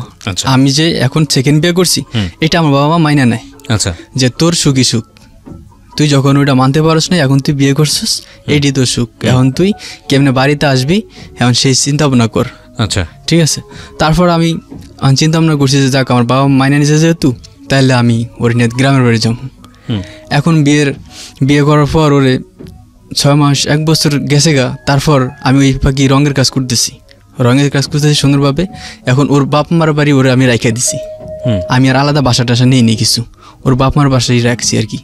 রাখার পরে এখন সবাই ওরা কইতেছে যে এরম আর কয়দিন থাকবো, তাহলে তুমি একটা বাসা নাও। আচ্ছা আমি বললাম যে বাসায় নেবো না, আমি ওর গ্রামের বাড়িতে নিয়ে যাবো, আমার বাপ মা যেখানে আছে সেখানেও থাকবো, আমি ঢাকা থাকবো। এখন ওরা কইতাছে যে তুমি এখন ঢাকার থেকে দেশে নিয়ে যাবা, ও কি দেশের মায়া, দেশে থাকতে পারবো, ওই যে ঢাকার মেয়ে, তুমি কি দেশে নিয়ে ওরা রাখতে পারবা, ও তোমার ছাড়া তো থাকবে না, তাহলে তুমি ওরে নিয়ে রাখবা কেমনে। তারপর আমার এইসব কথা বলে আর ওই রিয়াও দেশে যাইতে চায় না। আচ্ছা রিয়াও দেশে যাইতে চায় না, আমি তোমার ছাড়া দেশে যাবো না, যদি যাইতে হয় তোমার নিয়ে যাবো, আর ঢাকা থাকলে দুজন একসাথে থাও। আচ্ছা এরকম কথা বলে। এখন ভাই এরকম পরিস্থিতি পড়ছে, এখন আমি যে টাকা ইনকাম করি এই ইনকাম টাকায় এখন আমাদের বাসা নিয়ে থাকা সম্ভব না, বাসা ভাড়া খাওয়া দাওয়া নিয়ে এসব সম্ভব না। আচ্ছা তারপরেও এখনও যাইতে চায় না, যেহেতু আমি ওর প্রতি আর জোর করি না। আমার বাবা মারা আমি বুঝে রাখি যে যাইবো আর কয়দিন পর করে এরকম বাড়াইতেছি। তখন আমি বাসা নেওয়ার পর এখন এই রঙের কাজ কইরা এখন আর আমি সংসার চালাইতে পারতেছি না। আচ্ছা পরে এখন আমার বড় ভাই আমার একটা বুদ্ধি দিল যে দেখ তোর মোটামুটি স্বাস্থ্য চেহারা মোটামুটি ভালো আছে, তাহলে তুই একটা ড্রাইভিং চাকরি কর, ড্রাইভিং শিখ। প্রাইভেট ড্রাইভিং শিখ, তাহলে তোর লাইসেন্স করতে যা লাগে টাকা আমি দিয়ে দিব, এটা আমার বড় ভাই বললো। ওকে। তারপর আমি একটা লোক ধরলাম, লোক ধইরা তারপর আমি ওই লোকের কাছে প্রথম 1000 টাকা দেওয়ার পর আমি কন্ট্যাক্ট করি যে কত আপনার দিতে হবে। আচ্ছা। তারপর ও বলছে যে আমার 8000 টাকা দিতে হবে। তারপর আমি ওনারে 1000 টাকা প্রথম দিয়ে কদিন গাড়ি চালে আমার যা শ্বশুরে বলি যে আব্বা আমি এরকম একটা গাড়ি চালানো শিখতেছি, তারপর আমি সেখানে একটু সময় দিব, আমি কাজ কাম করতে পারব না, তাহলে আপনার মেয়েরে আপনার কাছে কিছুদিন রাখেন, তারপর আমি যখন ড্রাইভিং শিখা হয়ে যাবো তখন আবার কাজ কাম করুম, তখন আবার আপনার মেয়ে নিয়ে বাসায় আমি রেখে থাকবো। তারপর আচ্ছা ঠিক আছে তাহলে শিখো, ভালো কথা। তারপর উনি আবার আমার লাইসেন্স করতে আমার শ্বশুরও আমার টাকা দিছে, জি, আর আমার বড় ভাই আমার টাকা দিছে। আচ্ছা। আর আমি গ্রামের তো আমার আব্বা আমার তো টাকা আইন না, বোনের তো টাকা আইন না, তারপর আমি ড্রাইভিং চালান শিখছি, গাড়ি চালান শিখছি। জি। মিনিমাম আমার 1 থেকে 1.5 মাস গেছে শিখতে। এটা খালি 1-1.5 মাস কোনো কাজ কাম করি না, খালি এই গাড়ির পিছনে দৌড়েছি। আর এভাবে লাইসেন্সও করছি, লাইসেন্স করছি। আর আমার 3 মাস না 4 মাস পর লাইসেন্স বেরিয়েছে। বেরানোর পর এই ফাঁকে আমি ওর করছি রঙের কাজ, আর আমি ছাড়িনি, ওই রঙের কাজটাই আমি করছি। রঙের কাজ করছি তখন আমি তো মিস্ত্রি হয়ে গেছি। তখন আমার 500 টাকা হাজিরা দেয়, তখন সেটা দিয়ে আমার মোটামুটি চলে। কিন্তু আমার 15 দিন কাজ হয়, আবার 10 দিন কাজ হয় না। 15 দিন কাজ হয়, 10 দিন কাজ হয় না, রঙের কাজ খুবই কম। এই জন্য সংসার চলে না ভালো করে। তারপরে আমি আবার এই ড্রাইভিংয়ে যে লাইসেন্সটা বের হয়েছে তারপরে আমি চাকরি নিই। চাকরি আমার আল্লাহর মত হয়ে যাওয়ার পর সেখানে চাকরি হওয়ার 1 মাস পর আবার এই চাকরিটা আমার চলে গেলে আবার আমি করি আবার এই রঙের কাজ করি। আচ্ছা। মানে প্রথম চাকরি করতে আমার দিয়ে ভালো লাগতেছে না, আমার নিয়ে ওই জায়গায় বসায় রাখে। তারপর ঠিক মতো খাওয়া দাওয়া খাইতে পারি না। ড্রাইভিং চাকরি ঠিক মতো খাইতে পারি না, ওই জায়গায় বসায় রাখে রাস্তাঘাটে। মানে আমার কেমন জানি মনে হয় রাত 8টা নাই 9টা নাই, যে মন চাই এসে ডাক দেয়, এই জন্য আমার দিয়ে ভালো লাগতেছে না। পর আমি ওই চাকরি ছাইড়ে দিই আইসা পর আবার 2-3 মাস আমি রঙের কাজ করি। আর আমার এক ফ্রেন্ড আছে ওই এলাকায় থাকে, মোহাম্মদপুর এলাকায় থাকে। আমি বললাম যে বাবু ভাই আপনি আমার একটা চাকরি দেন, আমার তো লাইসেন্স আছে, আপনি আমার একটা চাকরি দেন, ভালো একটা চাকরি পেলে এলাকায়, যদি কম ডিউটি, বেতন কম হোক সমস্যা নাই, কম ডিউটি একটা চাকরি দিবেন। কয় ঠিক আছে। পরে ওই লোক আমার ফোন দিয়ে বলে যে মারুফ ভাই আমি একটা চাকরি পেয়েছি, আপনি একটু আসতে পারবেন? ঠিক আছে আসি। তারপর আমি আসলাম, তারপর আমি মোহাম্মদপুর সলিমুল্লাহ রোড গেছি, গিয়ে তারপর সেখানে আমার একটা চাকরি। তারপর মালিকের সাথে কথা বলি, 12,000 টাকা আমার বেতন, 12,000 টাকা বেতন। তারপর এই চাকরিটা আমি 1 বছর করি। 1 বছরের মধ্যে আমাদের সংসার খুব ভালোভাবে চলে, এখন কোনো কারোর সাথে কোনো ঝগড়াঝাটি হয় না। তারপর 1 বছর চলে, 1 বছর চলার পর আমার বাবা মা অসুস্থ দেখে আমি বাসা উপসা ছাইড়া দিয়া আমি করলাম কি, আমার ওয়াইফরে নিয়ে দেশে গেলাম। দেশে গিয়া আমার বাপ মা অসুস্থ দেখে, আম্মা অসুস্থ, তারপর ওরে রাইখা আমি চিন্তা করলাম যে আমি গ্রামে থাকি এখন কী করবো, তুমি কয়টা দিন থাকো। আচ্ছা। আমি যে ঢাকা যায় 2 মাস চাকরি করে আম্মা সুস্থ হোক, তাহলে তুমি আবার আইসা করো, তোমার ফোন দিলে আমি বাসা বসা নেবো, মাল সাবানা কিনলে তুমি আবার আইসা করো। তারপর আচ্ছা ঠিক আছে। পরে আমি তুই আসার পর 3 দিন না 4 দিন পর আমাদের গ্রামের বাড়ি থেকে পালিয়া একা ঢাকা আইসা পড়ে। রিয়া? হ্যাঁ রিয়া। একা ঢাকা পালে আইসা পরে তারপর আবার আমি করলাম কি, যে আব্বা আমার আমি জিজ্ঞাসি ওই যে আয়া পড়ছে তোমরা দেহ নেই, কয় বলছে যে ওর নানা বাড়ি যাবো, নানা বাড়ি থেকে তো নেই গেছে কয় তোমরা ছাড়লা কে ওর একা তোমরা ওরা ছাড়লা কা। পরে আমরা তো বুঝতে পারি না ওই যে এরকম ঢাকা চলে যাবো, আমি তো বুঝতে পারিনি। আমি আচ্ছা ঠিক আছে, যেহেতু আইসে আর কি করবা। তারপর আমি গেলাম যে তুমি যে কাজটা করলা, তুমি এলাকায় থেকে এরকম পলে এলা, তুমি এটা ঠিক করলা। কয় আমার দিয়ে ভালো লাগে না তোমার স্যার, আমি সেই জন্য চলে আইছি। এখন ওরে বুঝে সুঝে আবার আমি কি করলাম, বাসা নিলাম। এখন দেখি যে আমার উপায় না, ও আমার ছাড়া থাকতেই চায় না, মানে ওই গ্রামে থাকবো না। আমার যদি গ্রামে থাকতে হয় আমার নিয়ে থাকবো। তারপর আমি ওরে নিয়ে এরকম বাসা নিয়ে থাকতেছি, চলতেছি ফিরতেছি। এখন ও বাড়ির কথা শুনতেই চায় না, বাড়িতে যাইতেই চায় না। তারপর আমার বাবা মা অনেক কষ্ট করে, আমার মা কিন্তু অনেক বুড়ো হয়ে গেছে। আমার মা বসলে আর উঠতে পারে না, আর দাঁড়ানো থাকলে বসতে পারে না, এরকম অবস্থা। এখন আমার মা খালি বাড়ির কথা কয়, কিন্তু ও বাড়ি যাইতেই চায় না। পরে আমি আব্বা মারে বুঝেছি, আমার মায়েরে কইছি যে মা আমি তো তোমাদের ছোটো বলা, আমি তোমাদের বউ, আমি তোমাদের কাছে নিতারি না, তোমাদের খেজমত করার আমি সুযোগ দিতে পারি না, তোমরা আমার মাফ করে দিও। আমি অনেক চেষ্টা করতেছি কিন্তু আমি পারতেছি না মা, তুমি আমার মাফ করে দিও যে তুমি তোমার বউর হাতের একটা কামাই খাইতে পারো না বা একটা কথা শুনতে পারো না, একটা কোনো কিছু করতে পারো নি, তোমার এখন বসে থাকার দিন, কিন্তু তুমি বইয়া খাইতে পারো না, তুমি এখন কাজ করে খাইতেছো। তো এই বিদায় নিয়ে মা তুমি আমার ক্ষমা করে দিও, আমি তোমার বউর আমি দিতে পারিনি। কয় না বাবা, তুই যদি সুখে থাকস তোর বউরলিয়া তুই এটি আমার ভালো, তুই সুখে থাকে এটি আমরা চাই, কারো জোর করে আনার দরকার নেই, আনছস না তারপর চলে গেছে, দরকার কি আর আনার। তারপর কয় তুই যদি ভালো থাকস তাহলে ভালো। তারপর আমার ছেলে আপনার বিয়ের 4 বছর পরে, 4 বছর পর আমার এই ছেলে গর্বে আসে। 4 বছর পর ছেলে আমার গর্বে আসে। গর্বে আসার পর আমার এই ছেলেটা, আমার সেই ছেলেটা আপনার হয়ে মারা যায়। মারা যাওয়ার পর আবার আমার 2 বছর পর আবার আমার আরেক ছেলে আবার ওর পেটে আসে। প্রিয় শ্রোতা, আপনারা শুনছেন প্রাণ মিস্টার ম্যাঙ্গো ক্যান্ডি প্রেজেন্স জীবন। সংসার ভালোই, সুখের, আমাদের সংসারটা কষ্ট হলে কি ওই সংসারে আমার সুখ আছে, মানে দুজন অনেক ভালোবাসি।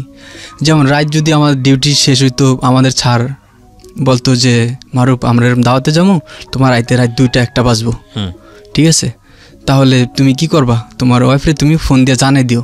আমি আচ্ছা ঠিক আছে। পরে 2টা 1টা বাজলে তখন ওই দাওয়াতে গেলে আপনার ড্রাইভারদের আবার ভিতরে নিয়ে যার ভালো লাগে নিয়ে খাওয়ায়, আর যার ভালো না লাগে তার আবার ওই আপনার আলাদা খাবার বাটি আছে, ওইটা প্যাকেট দিয়ে দেয়।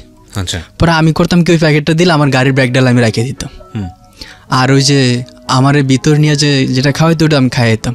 পরে যাইতে রাত 12টা 1টা বাজলে যায় দেখতাম কি আমার ওয়াইফ গেটের সামনে খাড়ায় থাকতো একা। আমি কত গুণ আসবো, গেটের সামনে দাঁড়ায় থাকতো একা। পরে দেখতাম যে গেটের সামনে দাঁড়ায় থাকতো, পরে কয় তোমার আইডিয়া তো লেট, তুমি আমার ফোন দিয়ে জানাই বানাই দেবো, এরকম কথা কইতো। তারপর আমি কই দাওয়াত আছে, আমি কী করবো রাত ডিউটি হলে। তারপর অনেক সময় দেখতাম যে ঘরের সামনে দরজা চাপাই দিয়া লাইট বন্ধ করে আমার ছেলে ঘুমাইতেছে, বসে আমার অপেক্ষা করে, ঠিক আছে, আমার অনেক লাভ করে, হ্যাঁ আমার অনেক ভালোবাসে, আমার জন্য বসে থাকে। তুমি বইয়ে রয়েছে এখনো, কয় তোমার আসে আমি বইয়ে রয়েছি। আবার দেখতাম রাস্তায় খাড়ে আর 7টা 8টা বাজলে রাস্তার দাঁড়ায় থাকতো, রাস্তার দিকে চায়া থাকতো যে আমি কত নামু। যখন আইতাম সাইকেল নিয়ে, তখন কইতো কি যে তুমি যদি দূরের তো না আসো, তোমার দেখতেই দেখা যায় যে তুমি আসতেছো। তোমার সাইকেল চালানোর তুমি যেরকম সাইকেল চালাও ওরকম মানুষের তার সাইকেল চালাতে পারে না, তুমি যেরকম হাঁটো ওরকম তোর মানুষ হাঁটতে পারে না। তোমার হাঁটাটা সাইকেল চালানোটা আমি দূরত্ব দেখলেই বুঝতে পারি, আচ্ছা, যে তুমি আসতেছো, ঠিক আছে। তারপর এরকম আমার অনেক ভালোবাসতো। তারপর আপনার মনে করেন আবার ভালোবাসতো, আবার ইয়াও করতো, সন্দেহ করতো আমারে, অনেক সন্দেহ করতো আমারে, আচ্ছা, অনেক সন্দেহ করতো। পরে আমি ওই যে মোহাম্মদপুর চাকরি করছি, চাকরি করার পর সেখানে আমার আবার একটা মেয়ের সাথে আমার রিলেশন হয়ে যায়। বলতে দাঁড়ান, আপনি ইন দ্য মিন টাইম আপনি আপনার বউ এতটা লাভ করে আপনাকে, এর মাঝখানে আপনি আরেকটা মেয়ের সাথে সম্পর্ক করে ফেলেন। হ্যাঁ, সম্পর্ক হয়ে যায়। ওই যে একটা মেয়ে, এই মেয়ে আমি বলতেছি সেটা কি, মেয়েটা আমি গাড়ি পার্কিং করে দাঁড়াইলে ওই প্রতিদিন পাশ দিয়ে আইতো যাইতো, আমার একদিন হঠাৎ করে বলতেছে যে ভাইয়া আমার একটা মামতো ভাই আছে, আপনি একটু গাড়ি চালান শিখিয়ে দেবেন আমারও বলতো।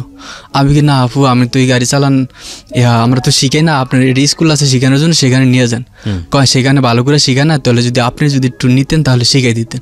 আমি সরি আপু, আমি তো ওরকম শিখাই না, আর আমার এই গাড়ি যদি একটা দাগ পরে একটু নষ্ট হয় তাহলে সমস্যা হবে, আমার চাকরি চলে যাবো, আমি তাহলে শিখাতে পারবো না, আপনি দরকার অন্য জায়গায় চেষ্টা করেন, অন্য জায়গায় চেষ্টা করুন, তারপর আপনার নাম্বারটা আমার দেন, আমি আপনার সাথে যোগাযোগ করুন আমার মামাতো ভাইয়ের জন্য। পরে নাম্বারটা দেয় আমারে, নাম্বারটা দেওয়ার পর তারপর এই মেয়েটা আমার কল দেয়। কল দিলে 1 কথা 2 কথা, তা আমি আবার ওর কল দিই। কল দিয়ে দিতে কথা ওর সাথে আমার সাথে একটা সম্পর্ক হয়ে যায়। আচ্ছা, সম্পর্ক হওয়ার পরে তারপর আমার ছেলের বয়স কিন্তু 2 বছর হয়ে যায়। আমার ছেলের বয়স 2 বছর হয়ে যাওয়ার পর এখন আমি বাসায় ফোন রাইখা আমি বাইরে গেছি, বাইরে বলতে রাস্তায় দোকানে গেছি। দোকানে যাওয়ার পর এখন এই ফাঁকে মিস কল দিছে ওই মেয়েটার নাম হয়েছে মাইমুনা, আমার মিস কল দিছে। মিস কল দেওয়ার পর এখন ঘরে তো ফোন, এখন আমার ওয়াইফ আবার টাচ মোবাইল, লক খুলতেও পারে না, টিপতেও পারে না, কিছু করতে পারে না। আচ্ছা, এখন আইসিআর আমার বলে তোমার একটা মিস কল আছে। তারপর আমি দেখলাম যে ওই মেয়ে মিস কল দিছে। মিস কল দেওয়ার পর তারপর আমি মোবাইলটা পকেটে রাখলাম। মোবাইল পকেটে রাখলা কে মিস কল দিছে দেখো, কল করে আমাকে দিয়েছে আমার বোন জামাই। একটা মিশা কথা বললাম যে আমার বোন জামাই দিছে। তখন আবার কতক্ষণ পর ফোন দিছে আর আমার ওয়াইফ রিসিভ করছে। আমার মোবাইল আমার হাত থেকে নিয়ে কাইরা নিয়ে রিসিভ করার পর দেখা যায় মেঘ কণ্ঠ। কয় আপনি কে? কয় আমার নাম মাইমুনা। তো আপনি ফোন দিয়েছেন কেন? ফোন দিছি ভাইয়ের সাথে কথা বলতে, ভাই আপনার কী হয়? ভাইয়ের সাথে আমার পরিচয়, আমার এমনি ভালো লাগে, এমনি এসব কথা বলছে। আর হ্যাঁ যে বিয়ে করছে আপনি জানেন? হ্যাঁ আমি বিয়ে করছে জানি, আবার উনি বলছে যে বিয়ে করে নাই, এরকম ধরনের একটা কথা বলছে, কিন্তু ভালো করে উনি কথা বলে না। কয় তাহলে আপনি জানেন না যে উনি বিয়ে করছে, তারপর আপনি এরকম ওনার সাথে রিলেশন করতেছেন, আমি ওনার স্ত্রী।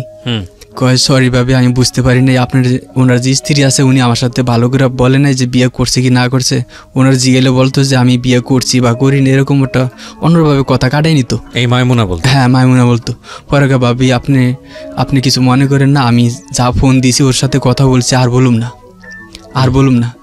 এই যে ওনার সাথে কথা বলছে সেখান থেকে আমারে এখন খালি সন্দেহ করতেছে। মানে কেউ ফোন দিলে যদি আমার মা ফোন দেয় তাও আমার ফোন বাইর করে দেয় মোবাইলটা কে করছে। আমার বাবা ফোন দিতেছে তাও ফোন বাইর করে দেখবো যে এটা কে করছে ফোন। তারপর এরকম করতে খালি সন্দেহের ভিতরে আমি পড়ে গেলাম। এখন আমার সন্দেহ করতে করতে এখন দিয়ে আমার নিজের কাছে খারাপ লাগতেছে। কি রে, একটা মানুষ ভুল কি একবার করে বারবার করতেছে ভুল, ওরা আমি যতই বুঝে ও বুঝতেছে না। তারপর আমি এরকম করতে করতে ওই ভুলটা মোটামুটি কাটা গেল ওর মাথা থেকে। কাটা যাওয়ার পর তারপর এরকম এখন আমাদের সংসার মোটামুটি ভালোই চলে, ভালোই। আমি বাড়িতে টাকা পয়সা দিই, বাবা মা কথা বলে, ও কথা বলে। তারপর একদিন হঠাৎ করে আমার গ্রামের বাড়ি থেকে আমার ভাইয়ের শালা মানে আমার বাবার মামাতো বাইরে নিয়ে আর কি আমার বড় ভাইয়ের বাসায় আইসে। আর সেখানে ওই যে আসার পর এখন আমি বলতাছি যে তোরা ঢাকাইছিস কেন? আমরা আইসি একটা রুম নিয়ে থাকুম, আমরা রাজের কাম করুম।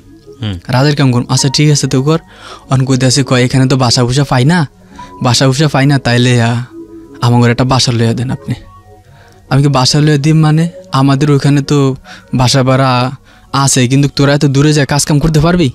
কয় আচ্ছা আমরা এটা পারুম করতে, আর তোর কাজ কাম তো হেন হইব না, তুই করবি কেমনি? কয় 2-4 দিন দরকার বয়ে থেকে মানুষের সাথে কথাবার্তা বইলা তারপর কাজ কাম আমি ভাগ করে নিমু, ঠিক করে নিমু। পরে ওই করলো কি এই আমার বলছে, তারপর আমি ওরে আমার বাসার পাশে নিয়ে বাসার পাশে একটা বাসার রুম নিয়ে দেয় ওরে। ওই যে আমার ভাবির ভাই আর ওই ভাবির মামাতো ভাই, ওরা দুইজন আইসার আমি রুম নিয়ে দিই। রুম নিয়ে দেওয়ার পর তারপর আমি ওনারা কইতাছে যে মারুফ ভাই আমরা কোথায় খাওয়া দাওয়া করবো, তাহলে আপনি একটা কাজ করেন, আমরা আপনার বাসায় ভাত খামু, তাহলে আপনি আমার ঘরে ভাত খাওয়ান, আমরা মাসে 3,000 টাকা করে দেবো। আমার এই কথা বলার পর আমি বললাম যে আমি তো কখনো ম্যাচ খাওয়াই নাই, তারপর কারো আমি বাসায় রাখি নাই, কিন্তু আমি এটা অনুমতি নিতেও আমার ওয়াইফ থেকে, ঠিক আছে। তারপর আমি এটা মনে মনে ভাবলাম যে তাহলে ওর একটু জিজ্ঞান দরকার আছে আমার। তারপর আমি ওর জিজ্ঞাসি। এই পাকে আমার ওয়াইফ আমি যদি ফ্রেন্ড সার্কেলে আমার বাসায় আসতে চাই, আমার কইতো কি যে তোমার ফ্রেন্ড সার্কেল আছে, তুমি বাসার বাইরে চা খাওয়া বিদায় করে দাও, কিন্তু গ্রুমে আনবা না। মানে ও ছেলে মানুষ পছন্দই করতো না, আমি ছাড়া মানে অন্য কোনো ছেলে পছন্দই করতো না। কয় ছেলে মানুষ দেখলে আমার গাও জ্বলে, আমি দেখতে পারি না অন্য ছেলে মেয়ে, ঠিক আছে। তুমি যদি তোমার ফ্রেন্ড সার্কেল আয় থাকে তাহলে তুমি বাইরে তো চাটা খাওয়াই তুমি বিদায় করে দেবো, ঘরে আশেপাশে আনবা না। পরে এরকম ধরনের কি ছিল। তারপর আমি যে জিজ্ঞেস করলাম যে আমার বিয়ে এরকম, আর আমার ভাবির মামা তবে আইসে, তাহলে ওরা এরকম বাসায় থাকতেছে, এই বাসায় খাইতেছে, তুমি কি বলো? কয় আমি কিছু জানি না, এটি আপনি জানেন, আমি কিছু জানি না। আচ্ছা ঠিক আছে, তাহলে আমি কইছি যে এরকম ওরা আমার 3,000 টাকা করে দেবো। এখন দেখো দুইটা মানে যদি তুমি মানে আপনি রিয়ার সঙ্গে আলোচনা করছিলেন? হ্যাঁ রিয়ার সঙ্গে আলোচনা করছি যে তুমি যদি দুইটা মানুষের পাকশাক করে একটু খাওয়াই ধরো মাসে 6,000 টাকা, মাসে 6,000 টাকা তোমার একটু কষ্ট ওয়েডি আছে, তোর বেশি কিছু না, ওরা পাশের বাসায় থাকবো। এখন এরকম ওরা আমি কইলাম যে দেখ আমাদের এখানে গ্যাস কম থাকে, গ্যাস ট্যাস থাকে না, তাহলে তুই একটা সিলিন্ডার আনতে হবে, সিলিন্ডার আনলে তোরে এই গ্যাসে পাকে তোরে মোটামুটি ভালো করে খাওয়াইতে পারবো, ঠিক আছে। তাহলে তুই একটা সিলিন্ডার আন। পরে দেখলাম কি কোয়া মাত্র ওই ছেলেটা সিলিন্ডার নিয়ে আসলো, গ্যাস সিলিন্ডার আইনা, তারপর এখন দেওয়ার পর এখন এরকম 1 মাস ওরা দুইজন ছিল। পরে আমার বিয়েটা চলে যায়, বিয়ের মামাতো ভাইটা আমার ওখানে থাকে আর কি বাসা নিয়ে। পরে এখন ওই 1 মাস যে ওরা দুজন ছিল, দেখতাম কি দুজনের একজনও কাজ কাম করে না। পরে আমি এক লোকের লগে কথাবার্তা বইলা আমার বিয়ের আমি রাজের কাজে দিছি। দেওয়ার পর উনি 2-3 দিন কাজ করার পর দেখি আবার কাজ করে না, আমার বাসায় থাকে, খালি বাসায় থাকে। কিরত্র বাসায় তো এখন দেশের থেকে ওই যে আমার ভাবির মামাতো ভাইয়ের ভাই ফোন করে কইছে যে এরকম ওই ওরা জিনের ব্যবসা করে, জিনের ব্যবসা করে। কেমন জিনের ব্যবসা? যে মানুষের কাছ থেকে টাকা টুকা হাতে আনে মিছা মিছা কথা কয়া, ওরা হুজুর সাজে বাবার সাজে সাইজা তারপর এরকম মানুষের কাছ থেকে টাকা আদায় করে আনে। তো কেমনে? প্রথম ওরা হুজুর সাজে, হুজুর সাজা, তারপর বাবা সাজে, বাবা সাজে এরকম দারোয়ান সাজে, এইসব সাইজা মেজে তারপর ওরা টাকা আনে, টাকা আনে। তারপর আমি চিন্তা করলাম যে এটা তো একটা খারাপ কথা, তাহলে ওরা তো রাম যাবো না। পরে আমি ওর সাথে কথা বললাম, ওই যে আমার বাবির মামাতো ভাইয়ের সাথে কথা বললাম, কিরে তুই বলে এরকম জিনের ব্যবসা করস, এরকম যদি করস তুই মাইসে জীবনে তাহলে তো আমার সহ জেলে নিব, তুই এটা করস কেন? তারপর কয় ভাইয়া তুমি যখন যাই না গেছো তাহলে তুমি আর কেউ কো না, আমি এটা দরকার সাইরা দিমু, আমি দরকার সাইরা দিম, আর না তো আমি এখন বাসা সাইরা যাম। আচ্ছা ঠিক আছে। পরে এখন দেখি যে ও আমার বাসায়, ওই যে আমার বেতে চলেই গেছে, এখন আমার বের মামাতো ভাই আছে। এখন ও কইতাছে কি যে ভাইয়া আমরা এনে দুইজনে 2 রুমে থাকি, তাহলে কি দরকার আমরা একটা ফ্ল্যাট বাসা নেই। তারপর আমি কি ফ্ল্যাট বাসা নিব মানে এতটা ভাড়া দেবো কি? আমি দিতে পারবো না। কয় তুমি অর্ধেক দিবা, আমি অর্ধেক দিম। আমি কি তুই অর্ধেক দিবি কই, তুমি তো কাজ কামি করস না। এখন দেখি যে ও আমার ছেলে নিয়া এটা কিনে দেয়, ওইটা কিনে দেয়, বাসা এটা আনে ওইটা আনে, মানি ও মানে অন্যরকম হয়ে গেছে এখন। এখন আমাদের প্রতি এমন একটা মায়া জমাই লেছে মানে বলার মতো না। আর ওই ছেলেটা এমন মিশুক, ওরে বুঝতেই পারা যায় না যে ও একটা অন্য ধরনের কোনো কিছু করতে যাবো, কারোর সাথে একটা কোনো কিছু করবো, ও এমনভাবে মিশে গেছে। এখন ওরে যে আমি না কয়ে দেবো, আমারও দিয়ে মায়া লাগতেছে ওর প্রতি, যে ও তো আমার বাবির মামাতো ভাই, মানে আমার মামাতো ভাই, ওর প্রতি আমার একটা মায়া জন্ম হয়েছে। তারপর আমি করলাম কি যে আচ্ছা ঠিক আছে, তুই যখন বাসা একটা ফ্ল্যাট বাসা নিতে চাস ছোটোখাটো, তাহলে চল নিয়ে এলেই। আর আমি ফ্ল্যাট বাসাটা নেওয়ার আগে আমি আমার ওয়াইফের বলছি যে দেখো ওই যে এতদিন ছিল আমাদের বাসায়, তাহলে তুমি ও চা চলন কথাবার্তা আলাপ আলোচনা কেমন দেখছো? ও তো দেখছি ভালোই, ও তো আমার বোনের চোখে দেখে, আমি ওরা বাইরের চোখে দেখি, এখানে তোর কোনো খারাপ কিছু দেখি না। তাহলে এখন তুমি কি মনে করো যে বাসাটা লইলে ভালো হবে? আচ্ছা ঠিক আছে তাহলে নেও। তারপর আমি এই বাসাটা নেই। নেওয়ার পর আমার তো মনে করেন ভাইয়া ডিউটি 5:30টায় আমার ঘুম থেকে উঠতে হয়। এরকম যাইতে যেতে ওই ফ্ল্যাট বাসে আপনার 2 মাস চলে যায়। ওই 2 মাস ওখানে আমার চলে যায়। 2 মাস চলে যাওয়ার পর তারপর আপনার একদিন আমি শুক্রবার বাসায় আমি আমার ছেলের আমি গোসল করেছি। গোসল করে ছেলেটা বলছি কি যে ওরে একটা কিছু পড়া, ঠিক আছে? ওই ছেলেটার নাম হয়েছে আইব আলী, সেটার নাম হয়েছে আইব আলী। ওরে বললাম যে আইব আলী আমার অনেকের একটু কিছু পড়া হিন্দনে অনরে পড়াইতেছে, এই পাকে আমার ওয়াইফ দেখতেছি কি পাক করতেছে। এখন দেখি কিছুক্ষণ পরে আমি আবার বাথরুমের দরজা লাগাই নেই, তারপর দেখতেছি কি আমার ওয়াইফ নাই, ধারে নেই। পরে আমি করলাম কি দরজাটা ফাঁক করে একটু তাকাই দিয়ে যে আমার ওয়ালে একটা গ্লাস লাগানো আছে, ওই গ্লাস লাগানোর সামনে দিয়া আবার ওয়ার্ড্রোব আছে, ওয়ার্ড্রোবের সামনে ওই যে আইবালি আমার ছেলের পোশাক পরাইতেছে। তারপর আমার ওয়াইফ ওর সামনে যায় দিয়ে যে ওর গালে ধরতেছে, ওর নাকে ধরতেছে, ওর মুখের কাছে মুখ নিতেছে।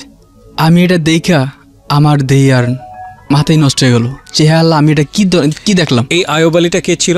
এই আইব আলীটা হচ্ছে আমার বাবির মামাতো ভাই, ওই যে আমার বাসায় এসেছে। রাইট। এবং ওনার সাথে আরেকজন ছিল? ওই 1 মাস থেকে চলে গেছে। আচ্ছা, এখন শুধু আইব আলী ছিল? এখন শুধু আইব আলী। বয়স কত ছিল ওর? বয়স মিনিমাম 16-17 বছর হইব। আচ্ছা ঠিক আছে, 17 কি 18 এরকমই হবে ভাই।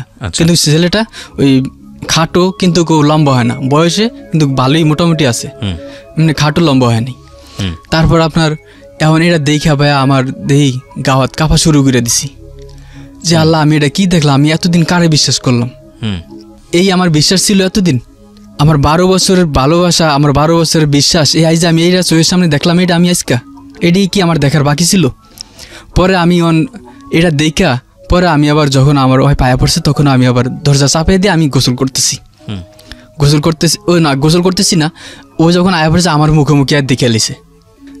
আমি বললাম যে এটা আমি কি দেখলাম? কয় কি দেখছো?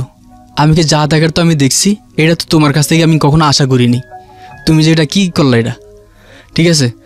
পরে দিয়ে যাওয়া আমার সাথে নগদ পল্লি মেরে নিল যে আমি কিছু করিনি। ও আমার দেওয়ার হিসেবে আমি ওর গালে ধরছি, এটা কোনো কথা হলো? তুমি ওর গালে ধরবা কেন? তুমি ওর গালে ধরবা কেন? ওর সামনে আইবুল্লাহর সামনে এরকম করতেছ? হ্যাঁ এরকম করতেছি। প্রিয় শ্রোতা, আপনারা শুনছেন প্রাণ মিস্টার ম্যাঙ্গো ক্যান্ডি প্রেজেন্স জীবন গল্পের অতিথি এখন দিন খালি পারতেছে, ক্ষণে পারতেছে। আপনি কি করলেন স্টেপটাকে? আইবুল্লাহকে বাসা থেকে বের করে দিলেন নাকি ওরকমই রাখলেন? হ্যাঁ, তারপর আমি বলতেছি, তারপর আইবলি করলো কি শুক্রবার দিন তো নামাজ পড়তে গেল গা, নামাজ পড়তে তারপর আইসে ওর কাছে আমি জিগেলাম যে কিরে তোর সাথে আমার ওয়াইফের সাথে তোর সম্পর্ক কয়দিন তামাইত কবে কোনো সম্পর্ক নাই কোনো কিছু না, হ্যাঁ আমার গালে ধরছে মুর্দার মুখ আনছে এরকমই। আমি কই একটা মানুষ তো হঠাৎ করে এরকম করতে পারে না, তোর সাথে রিলেশন আছে দেখি তো মনে হয় যে এরকম একটা করছে। তারপর ও বলছে যে না এরকম কোনো কিছু হয় নাই, তুমি কোরআন শরীফ, আমি কোরআন শরীফ সে কইতে পারুম, এমনকি আমি মসজিদে যা কইতে পারুম। ও আমার সাথে গিরা কসম সব কইতেছন। পরে আমি করলাম কি যে থাক যাওয়া রয়েছে এটা আমি মন থেকে মুছে নিলাম, এখন আমি ওরে এনে থুয়ে আমি বাসা নিম আলাদা। পরে আমি করলাম কি হেই মাসি ওরে ওই বাসা রাইখা, ওই আইবেলের বাসা রাইখা আমি আবার একটা বাসা নিলাম ছোট সে এক রুম সিঙ্গেল। এখন বাসা নেওয়ার পর ভাইয়া এখন আমি ফোন করলে আমার বুর কথাবার্তা চাই চলন সব চেঞ্জ হয়ে গেছে, এখন আর আগের রিয়া নাই। এখন আমি ফোন করলে আমার চিনে না। বাসা চেঞ্জ করলেন কেন? আপনি তো আইবলকে ওখান থেকে বের করে দিতে পারতেন। আমি ওরে বাইর করে নিয়ে ওই ওখানেই থাকবো, আমি নিজেই বাসা নিয়ে আয়া পড়ছি আরেক জায়গায়। আচ্ছা, ওরে ওখানে রাইখে আমি আয়া পড়ছি। ঠিক আছে, ওরা কইলো যে আমি যদি এখানে বাসা ছাইড়ে দিই তাহলে আমার অনেক ঝামেলা হইব, বলতে আমার মাল সাবানা আছে তো আমার যাইতে অনেক সমস্যা হইব, তাহলে তার সাথে তোমরা তো না আপনাদের সাথে সাবলেট ছিল। হ্যাঁ সাবলেট ছিল, তার সাথে তোমরা আলাদা যাও গিয়া। ঠিক আছে, আর ওর ছিল জিনের ব্যবসা ভাইয়া, ওই যেটা বললাম জিনের ব্যবসা, ওই টাকা ওই কিন্তু অনেক টাকা মানুষের কাছে হাতে আনতো মিনিমাম প্রতিদিন। যাই হোক সেটা বড় কথা না, কথা হলো তারপরে আপনি বাসা আলাদা করার পর আপনার ওয়াইফের মধ্যে আপনি চেঞ্জ দেখলেন। হ্যাঁ, ইন দ্য মিন টাইম মাইমুনার সঙ্গে আপনার কি অবস্থা? কার সাথে? মাইমুনার সাথে। ও তো ওই যে আমার বউ কথাবার্তা বলছে, ওই তারপরে চলে গেছে, ওকে চলে গেছে, ওর কোনো ইয়া নাই। ঠিক আছে, তারপর ও আমারে এখন আমি ফোন দিলে আমার খালি উল্টা উল্টা কথা কয়, মানে আমার চিনে না, এখন আমার ছায়াটি দেখতে পারতেছে না। বাসায় আসলে যে মানুষ আমার 3টা-4টা বাজে ফোন করে কইতো বাসায় পড়ো, ওই যে বিয়ের দাওয়াতটা থাকলে আমার বাসায় পড়তে কইতো, আমি রাত 9টা বাজে ডিউটি শেষ করে আমি ফোন দিই, কয় তোমার আইতে দেরি হলে তুমি থাইকা যাও। আমার বলতেছে যে তোমার আইতে যদি দেরি হয় তাহলে তুমি থাইকা যাও, আমি শুয়ে থাকি আমার আম্মারে নিয়ে। আমি কি না হবে বাজে 9টা আমি আয়া পড়ুম, আমি থাকবো কেন, আমি আয়া পড়ি। কয় না তোমার আওয়া লাগবে না, তুমি থাকো। এখন আমার আইতে দিতেছে না বাসায়, ওই যে বাসা চেঞ্জ করার পর থেকে। মানে এখন ও আমার কথাই শুনতে পারতেছে না। আমি যদি ফোন করি, ফোন করে তুমি ফোন করো কি আরে কেন ফোন করো, মানে তুমি থেকে তুই তাঙ্গের ভিতরে আমার জায়গা। এখন আমার কথাবার্তা শুনতেছে না। এখন কয় তুমি এরকম সন্দেহ করে তুমি আমার এরকম মানুষের কাছে বলছো, ঠিক আছে তাহলে আমি তোমার ভাত খাবো না। আমি আবার ইন্দা ভাত খাবো না, আমার ভাত খাইবো না, এই জন্য শুনে আমি আমার বড় ভাই ডাকাইলাম। ডাকাই না ওর বাপ মা সহকারে আমার বড় ভাই সহকারে একটা মিটিং করলাম। মিটিং করার পর ওই স্টেটমেন্ট সবার সামনে কইছে যে ও আমার ভাত আর খাইতো না, মানে ও আমার সংসার করবো না। আমার এটা এটুক দেখছে দেখে আমার সারা বছর খোড়া দিব, আমার বলবো এটাই নিয়ে জর্গাইবো বাসায় খালি প্রতিদিন। এখন এই কথা বলার পর আমি কইছি এটা আমি কারো কাছে বলিনি আর কারোর কাছে বলবো না। এই ফাঁকে ওই যে ওই আইবালি করতো কি, আমি ওরলে বিভিন্ন জায়গায় ঘুরতাম যাইতাম না, ও কইতো কি আমি ওই মেয়েলিয়া হোটেলে ছিলাম, ওই মেয়েলিয়া ঘুরতে গেছিলাম, আমি যা মদ খাই, আমি যা জুয়া খেলাই, তারপর আমার গ্রামের বাড়ি আমি গেলে আমার বাপ মা বলে ওরে কইতো ওরে ছাইরা দিম, ওরে তালাক দিয়ে দিম, এইসব ধরনের কথা ওই আমার ওয়াইফের কানের মধ্যে বিষ ডালছে ভাইয়া। বিষ ডালনে ও আমার ওয়াইফ এখন আমারে আরও চয়ে দেখতারে না। ওই যে বিভিন্ন কথা কয়, এমনি ওই আমার সন্দেহ করতো, সন্দেহের উপরে এখন আবার পরে আবার ওই আমার বিভিন্ন কথা কইতাছে যে আমি হোটেলে মেয়ে নিয়ে ঘোরাফেরা করি, টাকা পয়সা নষ্ট করি, মদ খাই, এরকম করে বিভিন্ন কথা ওই ওর কানের মধ্যে ঢালছে। ঢালার পর এখন ওই আমার আরও সহ্য করতে পারতেছে না, এখন আমার কথাই শুনতে পারতেছে না। একদিন আমার ফোন দিয়ে কইতাছে যে তোমার বাইরে লিয়া তুমি আমার বাসায় আইবা, আমাকে বাসায় আইবা। হ্যাঁ কেন, আমার বাসায় দরকার আছে। পরে আমার বাইরের আমি আনি নেই, পরে আমি একদিন নিজে একলা আইছি। আওয়ার পর দেখি কি আমার কথাবার্তা হন তারে না, আমার মোবাইলে ফোন করলে খালি কয় তুই আরে না আবি না, আইলে তোর মানুষ দেভিডামু, তুই আরে না আবি না। আমি চিন্তা করতেছি যে আমি 12 বছর যে মানুষের সাথে ঘর করছি, এই মানুষটা আমার এরকম অবহেলা কেমনে এরকম অবহেলা করে। আমি এখন ওর কাছে কি একটা জরা পাতার মতো হয়ে গেলাম। আমি সামান্য কি দেখছি না দেখছি এটা আমি নিজে ভুল বুঝতে পারছি যে থাক আমি এটা ভুল বুঝছি, এটা আমি ভুল দেখছি, এটা তুমি আমার ক্ষমা করে দাও, এটা আমি আর কখনো কারো কাছে কোনো গতি বলবো না, তুমি আমার ক্ষমা করে দাও। তারপরও আমার কথাটা শুনতেছে না। ও করলো কি কাপড় চোপড় নিয়ে ওর বাপের বাড়ি চলে গেল। পরে যে আমার দিয়ে ঘরের মধ্যে ভালো লাগতেছে না। পরে ওর বাপ মার দ্বারে গেছি, ওর বাপ মা সহকারে কইতেছে যে ওজন ভাত খাইবো না তাহলে আমরা তোমার কাছে আর দিব না, আমরা দিব না, তাহলে তুমি একটা যা কিছু করার করো। আমি কি করবো, আপনারা আমি যে 12 বছরের সংসার করছি, 12 বছর সংসারটা এরকম টুমকো কথা গিয়ে ভেঙে যাবে, এটা কি সম্ভব? কয় এখন সংসার করবো না, আমি কি করুম?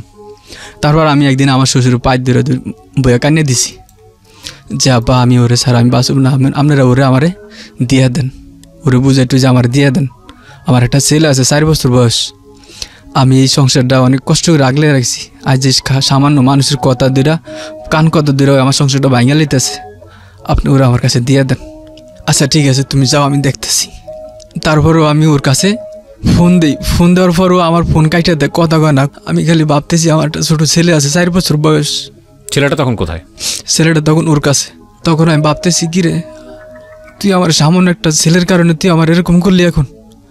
পরে একদিন ওর বাপের পাইতো আমি দৌড়ছি একদিন, তারপর ও রাতে হয়ে রয়েছে। তারপর আমি ওর কত কথা কই আর বুঝাইতেছি। ওর বাড়িতে গিয়ে? হ্যাঁ, ওর বাড়িতে গিয়ে ওর বাড়ি থেকে আবার আমি নিয়ে আইছি ওর বাবার ফাইটের দূরা পর ওর বাপ আমি জোর করে নিয়ে আইছি। নিয়ে যাওয়ার পরে ও আমার বাসায় থাকতেছে। এখন আমি একদিন ওর অনেক কথাকে বুঝাইতেছি, দেখো আমরা 12 বছর সংসার করছি, তুমি এরকম একটা ডিসিশন নিও না, ঠিক আছে? আমাদের ছেলেটা ছোটো, তুমি এরকম ডিসিশন নিও না। তারপরও কইতাছে আমি যেটা কইছি এইটাই কইছি, আমি তোমার বাদ খাইম না, খামই না। তারপর আমি ওর একদিন হঠাৎ করে পায়ে দৌড়া বসি যে দেখো আমার ভুলে আছে, আমার অন্যায় আছে, আমি বুঝতে পারি না, তুমি যে এরকম একটা সামান্য ব্যাপার নিয়ে এরকম করবা, তুমি আমার মাফ করে দাও, ঠিক আছে? তুমি আমার ভুলে যাবে না, আমি তোমার ছাড়া বাঁচব না, আমি তোমার ছেলের আমি অনেক ভালোবাসি, তোমরা ছাড়া আমার আর এখন কোনো কিছু নাই। তুমি যদি এই মুহূর্তে একটা কিছু করো তাহলে আমার অনেক অনেক ক্ষতি হয়ে যাবে, আমি কী নিয়ে বাঁচুম। তারপর ও আমার একদিন বলছে যে তুমি তোমার বাইরে নিয়ে আইসো। পরে আমি বাইরে নিয়ে আসিনি, আমি একলাই আইসি আর তখন দেখি যে আমার সাইকেল আর আমার ব্যাগের মধ্যে কাপড় চোপড় গোছায় থুয়া ওই বয়ে রয়েছে। কী হয়েছে, তুমি কাপড় চোপড় গোছাতে বয়ে রয়েছো? কয় তোমার সাইকেল আর এই তোমার ব্যাগ তুমি নিয়ে এখন এই মুহূর্তে যাও গিয়া, পিস মিলার চাইবে না। পরে এখন আমার দিকে কইটা মানাইতেছি না, আমার ছেলেটার দিকেছে একবার, ওর দিকেছে একবার, আমি কি করি এটা, আমি কি করতেছি এখন, ও কি করতেছে এখন? আমার ছেলেটা শুধু ফেরো করে আমার মুখের দিকে তাকে কান্দে। তারপর আমি ছেলেটার কোলো লিয়া সাজে বসে তুই এখন ওর বাপ মা কইতাছে যে মারুফ তুমি এখন চলে যাও, আমরা এটা বুঝাইতাছি, তুমি কটা দিন ধরে একটু অন্য জায়গায় থাকো, তারপর ওর মনটা বুঝবো যে স্বামী কি জিনিস, সংসার কি জিনিস। ও এখন মন পাগলামি করে এরকম করতেছে, তুমি কটা দিন সইরা থাকো, দেখবা বুঝবো।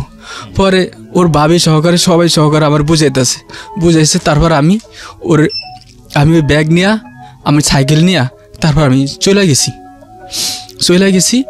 এখন যাওয়ার পর দেই পিস দিয়া আমার ওয়াইফ আসতেছে, আমি অন্ধকারে দাঁড়িয়ে রয়েছি, তখন আমি দাঁড়িয়ে যখন দেখা যায় আমি দাঁড়িয়ে রয়েছি, তখন আবার 5 মিনিট আবার সোজা বাসার দিকে চলে যায়। আমি কে দাঁড়াও আমার একটু কথা হনো, আমার একটু কথা হনো, তুমি এরকম করো না, আমার একটু কথা হনো। কোনো কথা হয় না, এলাকার মানুষ দিয়ে বুঝাইতেছি, মানুষ সবাই দিয়ে আমি বুঝাইতেছি, কয় উপরের মন্ত্রী মিনিস্টার আইলেও আমার এই সংসার করাইতে পারবো না কেউই, যদি বড় ম্যাজিস্ট্রেট আই হ্যাঁ আমার এই সংসার করাইতে পারবো না কেউই, এরকম কইতাছে। কোয়ার পর আমি কারো কাছে কোনো দাম পাইতেছি না, কারো কাছে কোনো হেল্প পাইতেছি না। এখন আমি পড়ে রয়েছি, ডিউটি করতেছি, টেনশনে মাথা পুরা। যে মানুষটা 72 কেজি ওজন ছিলাম, সে মানুষটা হয়ে গেছি এখন 58 কেজি, এরকম অবস্থা। টেনশনে ভাত খাইতে না, কিছু খাইতে না, গাড়ি চালাই। একদিন গাড়ি চালাইতে আসি, এক স্টুডেন্ট আর এক মহিলা মায়েরা লোন ধরছি। গাড়ি চালাইতে হঠাৎ করে এক মহিলা আর একটা স্টুডেন্ট গাড়ির বাম্পারের সাথে বাজছে।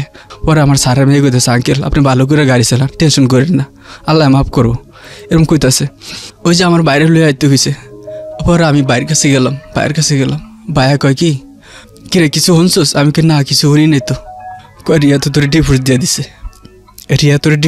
কে বলেছে এটা আপনাকে? এটা আমার বাড়ির কাছে ওই ফোন দিছে। আচ্ছা, ও আমার বাড়ির কাছে ফোন দিয়া তারপর কইতাছে যে আপনি আপনার বাইরে হলে আসেন, আমি আপনার বাইরে ডিভোর্স দিয়ে দিছি, আপনি একটা ঘরের গার্জিয়ান হিসেবে আপনি আয়া ডিভোর্সের কাগজটা নিয়ে যান। এই কথা হই না আমার দিই ভাইয়া আকাশ পাতাল পুরা ইয়ে হয়ে গেছে। কিরে আমি এটা কি বলতাছি? মানুষ খারাপ হইতে পারে, এত খারাপ হইতে পারে না? মানুষের টুঙ্কু কথা দইরা, কান কথা দইরা, সামান্য একটা ভুল হয়েছে এটা নিয়ে ওই আমার ডিভোর্স দিয়ে দিতেছে। আমি কি অপরাধ করছি একালে? আমার কি অপরাধ যে ও আমার অপরাধ পায় এরকম করতেছে?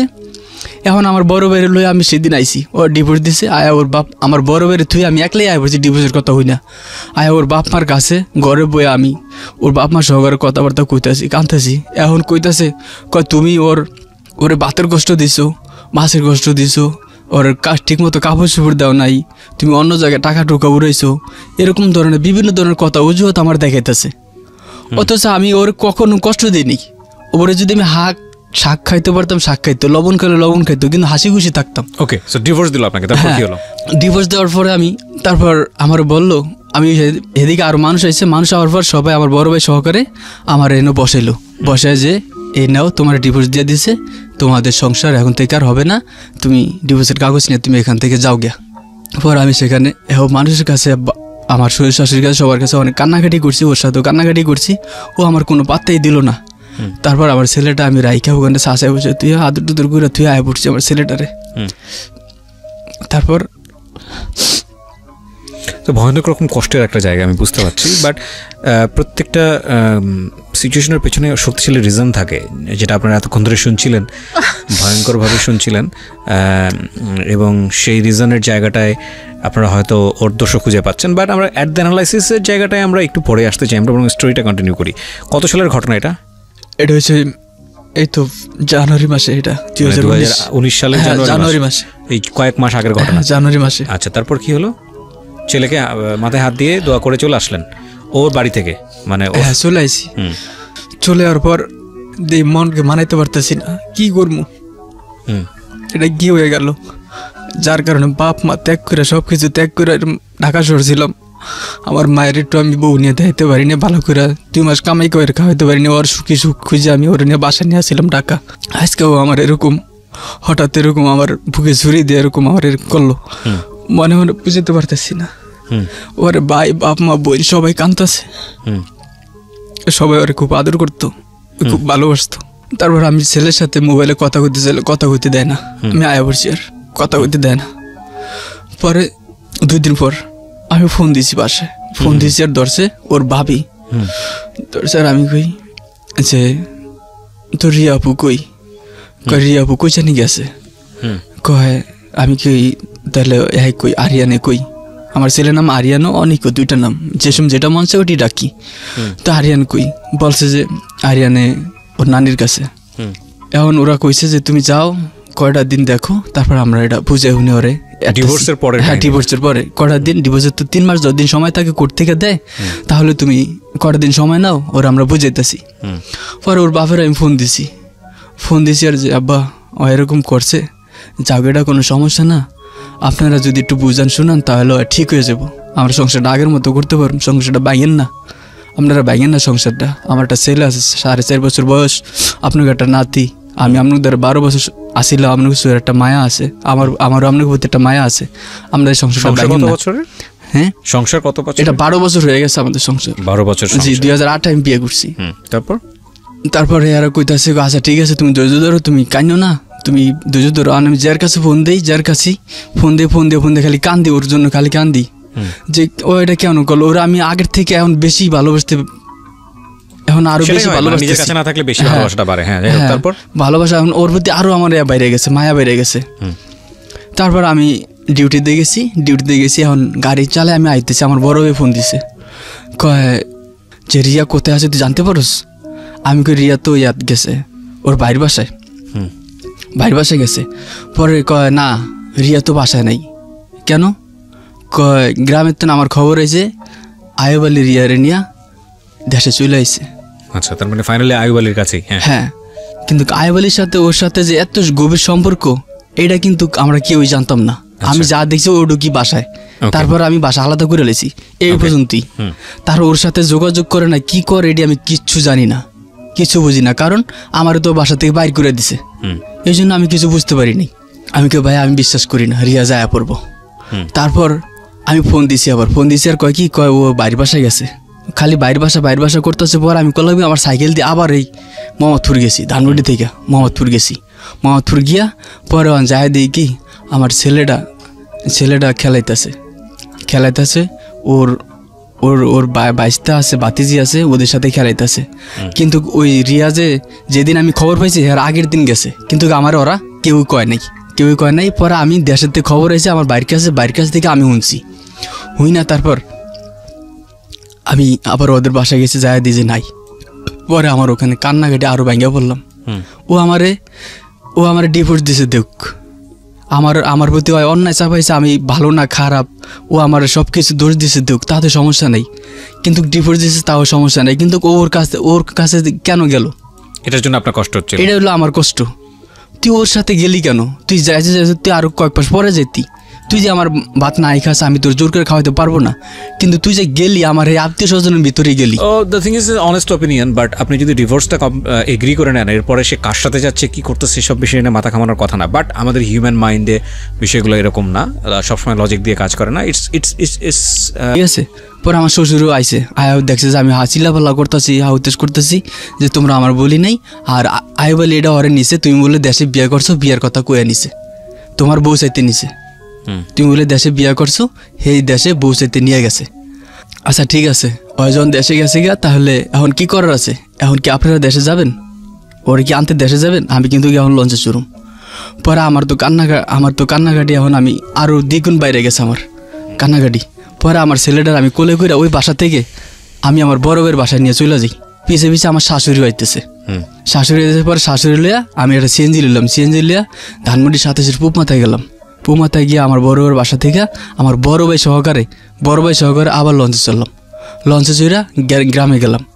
গ্রামে যাইতেছি, লঞ্চে আমার খবর দিল যে আমার বাবির ভাই খবর দিল যে এরকম রিয়া আর আয়ুব আলী এক বাড়িতে আইছে, হেন আমি দেখছি যে ওরা বিয়ে শাদি করবো।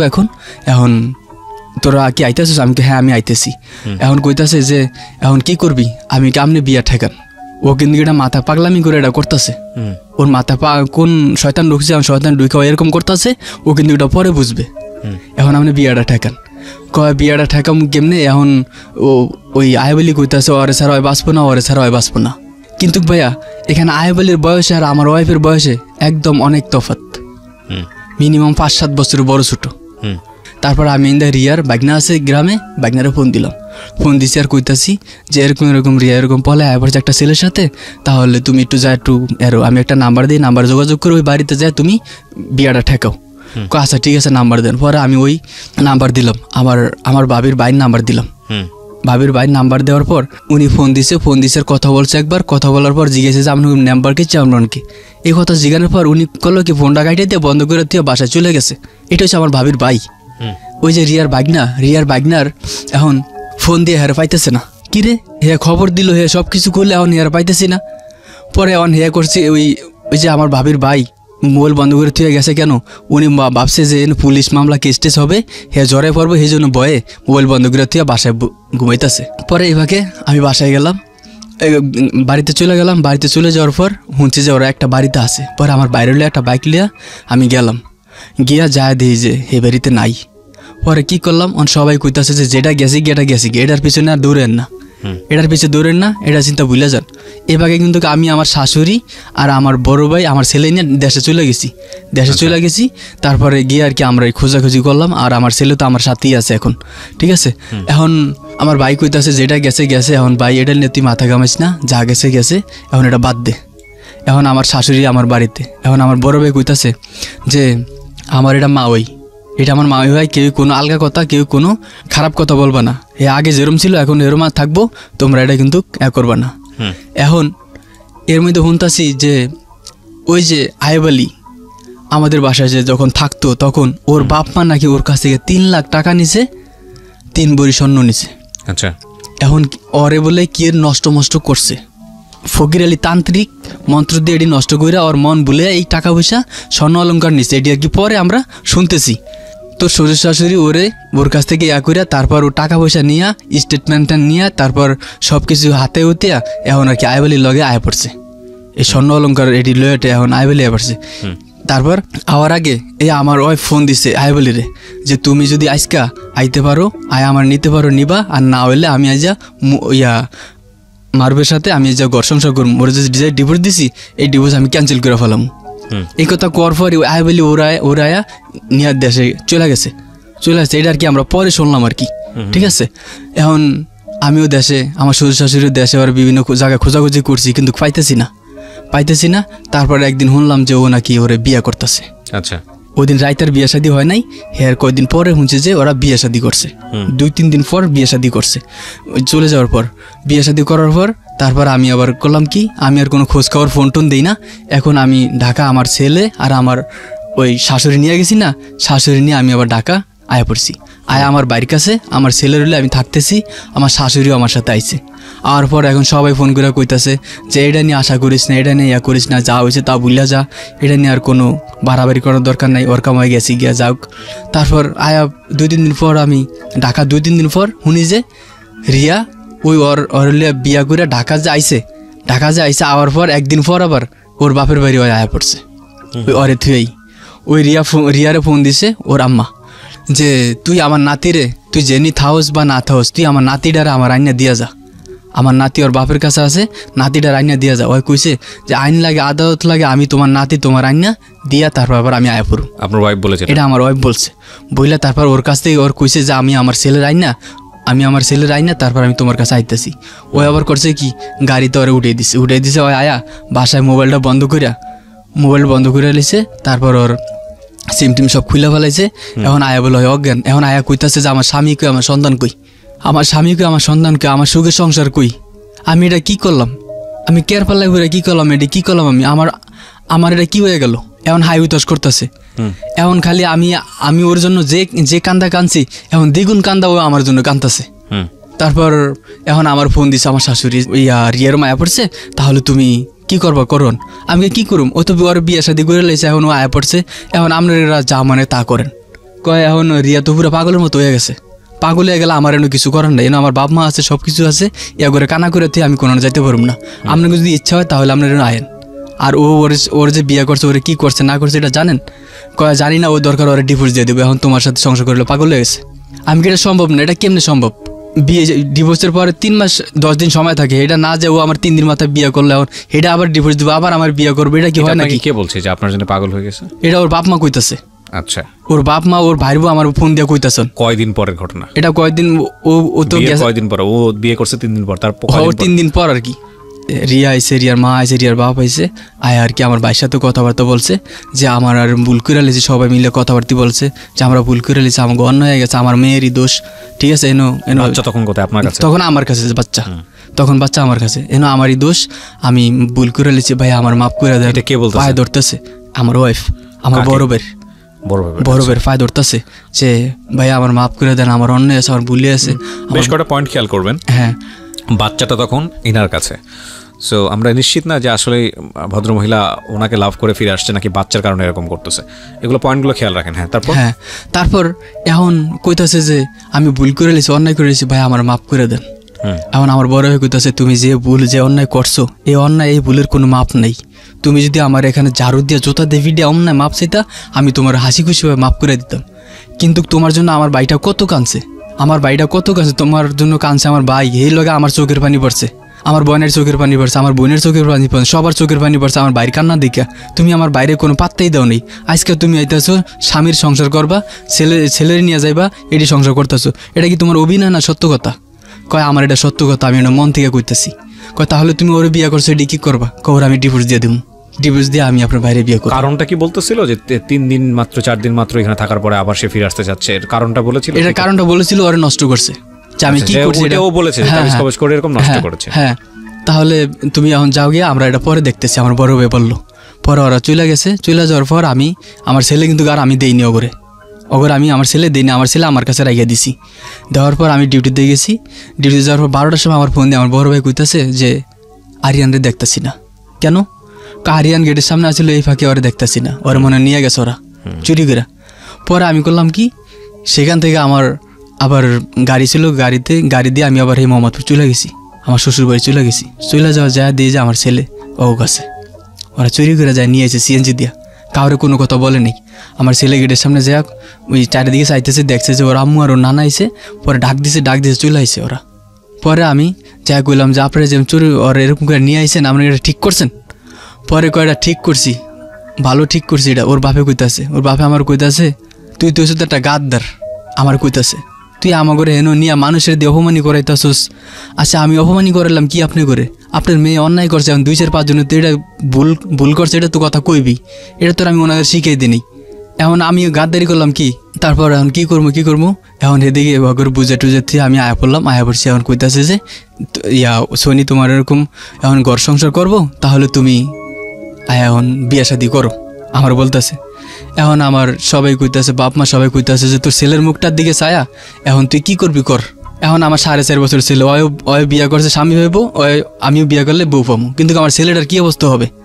এখন ছেলের মুখ দিক দিয়ে তাকে এখন আমার এই বউ মাইনে নিতে হবে, কিছু করার নেই। এখন সবাই আমার এরকম একটা কথা কইতাছে যে এটা এখন কি করবি তোর প্রতি সব। পরে আমি ভাবলাম যে আমার ছেলেটা তো আমি খুব ভালোবাসি, আমার ছেলেটা এতিম হয়ে যাক, আমি এটা চাই না। আমার ছেলেটা আবার আরেকটা মানুষের সাথে ইয়া করবো এসব, ঠিক আছে। এখন এটা চিন্তা ভাবনা করলাম, করার পর আমি তারে আবার নতুন করে আমি আবার নিতে চাচ্ছি আর কি। নিতে চাচ্ছি বলতে এখন কইতাছে যে তুমি ওর বিয়ে করা লাগবে, বিয়ে করতে হবে, হ্যাঁ নতুন করে বিয়ে করতে হবে। তারপর আমি ওরে আবার নতুন করে বিয়ে করলাম আবার, হ্যাঁ নতুন করে বিয়ে করছি। রিয়াকে বিয়ে করার পরে কি হলো? রিয়াকে নিয়ে আসলেন আপনি আপনার বাড়িতে? হ্যাঁ, রিয়াকে বিয়ে করার পর এখন রিয়া ওদের বাড়িতেই আছে, আসে নাই আপনার কাছে? এখনো আমার কাছে আসেনি, আমি এখনো যাইনি। আর আমি যে বিয়ে করছি এটা আমি এখনো আমার বাপ মা কাউরে জানাইনি। এটা আমি কেন জানাননি? জানাই নাই, হেয়ারা একটু এখানে দেখতেছে, স্বাভাবিক আপনাকে তারা সাপোর্ট দিত না, সেই কারণে আপনি বিয়েটা করেন। হ্যাঁ, আমার সাপোর্ট দিতে পারবো না যে তুই বারবার ভুল করস কেন, তুই জানোস না শুনোস না। এরপর ওই ছেলেটা বলে 3 লাখ টাকা দিছে তোর শ্বশুরের শাশুড়িরে, স্বর্ণ অলংকার দিছে, এটির যদি এফেক্ট পড়ে তোর উপর তাহলে তুই কি করবি, এটা আর কি আমার বলতেছে। ঠিক আছে, কারণে তারা আপনার ফ্যামিলি সাপোর্ট করতে না, বিষয়টা আপনি গোপন রেখেছেন। হ্যাঁ, এটা আমি গোপন রাখছি। এখন রিয়া কি চাই? এখন রিয়া চাই সংসার করতে আগের মতো। তো ঠিক আছে, রিয়াকে আপনি নিয়ে আসেন আপনার কাছে, সমস্যা কোথায়? এখন ভাইয়া সংসার তো আমার ছেলেটার দিক থেকে আমি চাইতেছি, হ্যাঁ আমার ছেলের ভবিষ্যতের দিকে তাকে আমি চাইতেছি। হ্যাঁ, তো চাচ্ছেন তো, 4 বছর বয়স আমার ছেলেটা, সমস্যা কোথায়? এখন সমস্যা আমার বাপ মা আর কি, ভাই এত বড় একটা অন্যায় করছে এটা মানতে চায় না। এখন এলাকার মানুষ বলতেছে না এটা ডেফিনেটলি আপনাদের এই বিষয়টা নিয়ে পরবর্তীতে আপনারা যখন কোনো ঝামেলা করবেন আপনাদের ফ্যামিলি সাপোর্ট দিবে না। আমার বড় ভাই কইছে যে এই মেয়ে যদি তুই আনোস আমরা ভাই তোরে তেজ করে দেবো, জায়গা জমিন কিছুই পাবি না, বাপ মা সব এক্স্যাক্টলি। আমি তো সেটা জানি, ঠিক আছে, সেটা জানি, এরকম ধরনের আমার কথা কইছে, কারণ তারা আতঙ্কিত আপনার জীবনে এরকম ঘটনা আবারও ঘটবে এই মেয়েটাকে নিয়ে, এই কারণে আতঙ্কিত। খুব স্বাভাবিক, কারণ জায়গা থেকে ডিসিশন নেওয়াটা খুব সহজ, কারণ তারা তো ইমোশনাল না। আর আপনার জায়গা থেকে ডিসিশন নেওয়াটা সহজ ছিল না, কারণ আপনি একটা পুত্র সন্তানের পিতা। আমার ছেলেটা দেখি তাকে এই মহিলার সঙ্গে আপনি 12 বছর যাবত সংসার করেছেন, ভালোবেসে তাকে বিয়ে করেছেন। It's not an easy task. আমরা জানি যে প্রেম বিয়ের পরে অন্যদিকে চলে যায়, অন্যদিকে বলতে এটা ডাইভার্ট হয়ে যায়, ডাইভার্ট ঠিক না, আমি বলতে চাচ্ছি যে মাধ্যমটা চেঞ্জ করে, কীরকম অবস্থার রূপ পরিবর্তন হয়। ভালোবাসাটা থাকে, ভালোবাসাটা দায়িত্বের মধ্যে ডাইভার্ট করে। এই মানুষটাকে আপনি হয়তো ওইভাবে ফিল করেন না যে পাশাপাশি আছে, কিন্তু যখন ওই মানুষটা আপনার পাশে থাকবে না তখন দেখবেন যে আপনি অনেক কিছুই নাই, পুরো দুনিয়াটাই ফাঁকা ফাঁকা লাগছে। So this is love, this is actually লাভ। এখানে আপনার এই গল্পটা থেকে আমি পুরোপুরি শুনলাম, তো আমার কাছে কখনো মনে হচ্ছিল যে আজকের এই গল্পটা আমি কেন প্রচার করছি, কোনো রিজন নাই, অকারণেই, কারণ গল্পের মধ্যে কোনো আপস অ্যান্ড ডাউন নাই। বাট শেষের দিকে এসে এই 5-7 মিনিট আমার কাছে মনে হলো যে ইটস আ গ্রেট লেসন। এই ছেলের সামনে একটা অনেক বড় যেই ব্যাপার এখানে শেখার মতো, সেটা হলো যে 2-3টা জায়গা আছে। আমি প্রথম জায়গাটার যেটা আমার কাছে মনে হয়েছে, which is very very important, সেটা হলো কোনো সম্পর্কেই আসলে না গ্যারান্টেড না, লাইফ লং গ্যারান্টেড না। যে 12 বছর যাবত সংসার করছেন বা একটা মানুষকে আপনি আছেন এই মানুষটার সঙ্গে, তার মানে এই মানুষটার জীবনে আর অন্য কোনো মানুষ আসবে না, কিংবা এই মানুষটা আপনাকে ছেড়ে চলে যেতে পারবে না। হ্যাঁ, এখানে মাঝখানে যে বিষয়টা এসছে কজ হিসেবে দেখেছে তাবিজ কজ বা কুফরি। আপনি যদি ধর্মীয় বিশ্বাসী হন তাহলে এটা আপনাকে মানতে হবে যে কুফরি করে অনেক কিছু করা যায়। তো আমি যেহেতু ওই জায়গাটায় একজন ধর্মবিশ্বাসী মানুষ, আমি আর 1 মিনিট কথা বলবো, আমি সেই জায়গাটাতে আপনাকে দিব ফ্লোর, সেই জায়গাটা থেকে আমি বিশ্বাস করি যে হ্যাঁ ঠিক আছে, এটা হয়তো বা সম্ভব হয়েছে। কিন্তু আগের বিষয়গুলো আপনি কি বলবেন, যেটা আপনি ওনার হাজব্যান্ড যেটা বলছিল আমাদেরকে যে মারুফ, যে উনি নিজের চোখে দেখেছেন, যে কারণে বাসা চেঞ্জ করে ফেললেন, আলিনা কার কি যেন নাম ওনার, আয়ুবের সঙ্গে এরকম ব্যাপার, তো যে কারণে বাসায় চেঞ্জ করে ফেললেন, তারপরে আবার বিয়ে করে ঠিক ওদিকেই চলে গেল। তো আমি যেটা মনে করি সবচেয়ে বড় ভুল সিদ্ধান্ত ছিল যে আমি যেহেতু বাসার মধ্যে থাকি না, সুতরাং এখানে একটা প্রাপ্তবয়স্ক ছেলেকে আমি বাসায় কেন আমার ওয়াইফের বাসা থাকতে দিব। এটা ছিল হাজব্যান্ডের জায়গা থেকে একটা বড় ভুল। নাম্বার 2 যেটা, সেটা হচ্ছে আরেকটা বড় ভুল, স্ত্রী থাকা অবস্থায় সে অন্য একটা মেয়ের প্রতি ফল ইন হয়েছে, মাইমুনা, এবং সেই সম্পর্ক থেকে সে বের হয়ে এসেছে, কিন্তু এটা মনে করার কোনো কারণ নাই যে স্ত্রী সেটাতে কষ্ট পায়নি। সুতরাং ভুলের জায়গায় যদি বলেন তাহলে ভুলের জায়গাটা 2টো জায়গায় খুব মারাত্মক রকমের ভুল করেছে মারুফ। কিন্তু আপনার ফ্যামিলি কি এই 2টো বিষয় জানে, যে 2টো বিষয়ের কথা আমি বললাম, যে আপনার যে ভুলের বিষয়টা, এটা কি জানে? আমার ভুলের বিষয়টা যে আমি ওর বাসায় রাখছি, এটা কিন্তু জানে, সবাই আমার কইতাছে এটা জানে। হ্যাঁ। তার আগে মাইমুনের সাথে যে সম্পর্ক এটা জানে না, এটা জানে না, এটা জানে না। তাহলে জানলে আমার মনে হয় যে ওরা আপনার ওয়াইফের প্রতি যে পরিমাণ খরগহস্ত হয়েছে, যেই পরিমাণ আপনাকে নিয়ে ওরা সিদ্ধান্ত নিয়ে ফেলেছে আপনার ওয়াইফ নিয়ে, আমার মনে হয় না যে আপনার পিছে তারা যদি লজিক্যালি মানুষ হতো তাহলে এতটা সিদ্ধান্ত মানে টাফ সিদ্ধান্ত নিত। কজ আপনার ভাই আপনার কান্নাটাকে দেখেছে, কিন্তু সেই সময় আপনার ওয়াইফের কান্নাটা তো আপনার ভাই দেখেনি না, তাই না? তো নিউট্রাল জায়গা থেকে সিদ্ধান্ত নেওয়াটা খুব জরুরি। আমাদের একটা ভয়ানক রকমের ভুল হয়ে যায় যে স্বামী স্ত্রীর ঝগড়ার সময় বা হাজব্যান্ড ওয়াইফের যেই ক্ল্যাশগুলো, সেই সময়ে তাদের নিকটাত্মীয়রা কোনো একটা পক্ষ নিয়ে নেয়। এটা হচ্ছে সবচেয়ে বড় ভুল। আজকে যারা শুনছেন তাদের প্রতি আমার বিনীত রিকোয়েস্ট থাকবে, আপনাদের ঘরের যদি মেয়ে হয় কিংবা আপনাদের ঘরের যদি ছেলে হয়, ধরেন আপনারা অন্য একটা পরিবার থেকে বিয়ে করে একটা মেয়ে নিয়ে আসছেন ঘরে, কিংবা আপনার ছেলেকে অন্য ঘরে বিয়ে দিয়েছেন, আমি যেটাই বলি না কেন, ভাইস ভার্সা, এদের মধ্যে কোনো সমস্যা হলে, হাজব্যান্ড ওয়াইফের মধ্যে কোনো সমস্যা হলে ভুলেও একদম এক্সট্রিম পর্যায়ে না যাওয়া পর্যন্ত, ইভেন আপনারা যখন দেখলেন যে এক্সট্রিম, কখন বুঝতে পারবেন লংজিটিভিটি, লাইক কোনো একটা ডিসিশন নিয়ে ওদের মধ্যে প্রবলেম হচ্ছে এবং এই প্রবলেমটা 1 দিন 2 দিনের প্রবলেম না, এটা সমস্যার সমাধান হয় না, এই প্রবলেম নিয়ে তারা 2, 4, 6 মাস প্রায় বছরের কাছাকাছি চলে গেছে, দুজনের মুখ দেখে না এবং এটা খুব ভয়ানক আকারে ধারণ করেছে এবং এটা সমাধান হচ্ছে না, তার আগ পর্যন্ত কখনোই ভুল করেই আমার মনে হয় না এই দুইজনের কোনো একজনের পক্ষ আপনারা নেবেন। সবচেয়ে বড় ভুলটা সেখানেই হয় যখন দেখা যায় ছেলেপক্ষের লোকজন এই হাজব্যান্ড আর ওয়াইফের মধ্যে ক্ল্যাশ নিয়ে প্রথমে পক্ষ নিয়ে নিয়েছে, মেয়ে পক্ষের লোকজন একটু পরে দেখা গেল যে ছেলের দেখা দেখি সে ছেলের পক্ষ নিয়েছে, বা মেয়েটা আগে পক্ষ নিয়েছে পরে ছেলেটা, এবং হয় কি দুটো পরিবার মুখোমুখি হয়ে যায়। অ্যান্ড ম্যাক্সিমাম ক্ষেত্রে যে জিনিসটা হয় যে এই হাজব্যান্ড ওয়াইফের মধ্যে বন্ডেজটা আগের জায়গায় ফিরে আসে, কিন্তু এই দুইটা ফ্যামিলির মধ্যে যে দূরত্বটা তৈরি হয় এই দূরত্বটা আর কখনোই ঘোচে না। এটার কারণে এই পরিবারটা মানে এই হাজব্যান্ড ওয়াইফ এরা কিন্তু ভয়ঙ্কর রকমের কষ্ট পায়, দুইটা জায়গা থেকেই ভয়ঙ্কর রকমের কষ্ট পায়। এবং আমার মনে হয় এখানে সবচেয়ে ম্যাচিউর একটা হওয়া উচিত, বিশেষ করে যারা অভিজ্ঞ আছেন, যারা বয়োজ্যেষ্ঠ আছেন, তাদের এই জিনিসগুলোকে এসকেপ করা উচিত। ঠিক আছে, তোমাদের প্রবলেম তোমরা মিটিগেট করার চেষ্টা করো, বাকি তো আমাদের জায়গায় পরে আসো, আমরা অভিভাবক যারা আছি আমাদের জায়গাটা পরে আসো। তোমরা যদি একেবারেই সিদ্ধান্ত নিয়ে থাকো যে ফাইন তোমরা একসাথে থাকবা না, এটা একদম এক্সট্রিম লেভেলের সিদ্ধান্ত। তো ওই সিদ্ধান্তের জন্য আমাদের জানি রাষ্ট্রীয়ভাবে একটা নিয়ম নীতি আছে, ধর্মীয়ভাবেও একটা নিয়ম নীতি আছে, ফাইন। ওই সিদ্ধান্ত ফেস করার সময় ঠিক আছে আমরা দুটো ফ্যামিলি বসে মিউচুয়ালি একটা ডিসিশন নিব। কিন্তু আনফর্চুনেটলি ফর্চুনেটলি যাই বলি না কেন, আমরা আসলে এতটাই বেশি কলহপ্রিয় জাতি, ক্যাচাল ঝগড়াঝাটি এত বেশি পছন্দ করি, দুনিয়ার সমস্ত জিনিস সাইড করে দিতে পারি, কোনো জায়গায় ঝগড়া হলে সেটা দাঁড়ায় দেখা থেকে শুরু করে ওই জায়গায় নিজেকে ইনভলভ করা থেকে শুরু করে, এত কলহপ্রিয় জাতি আমরা। এবং দেখবেন যে এদের মধ্যে যখন ঝামেলাটা তৈরি হচ্ছে তখন পরিবার সেখানে ইনভলভ হয়ে যায়। সবচেয়ে বড় সর্বনাশটা কিন্তু সেটাই হয়।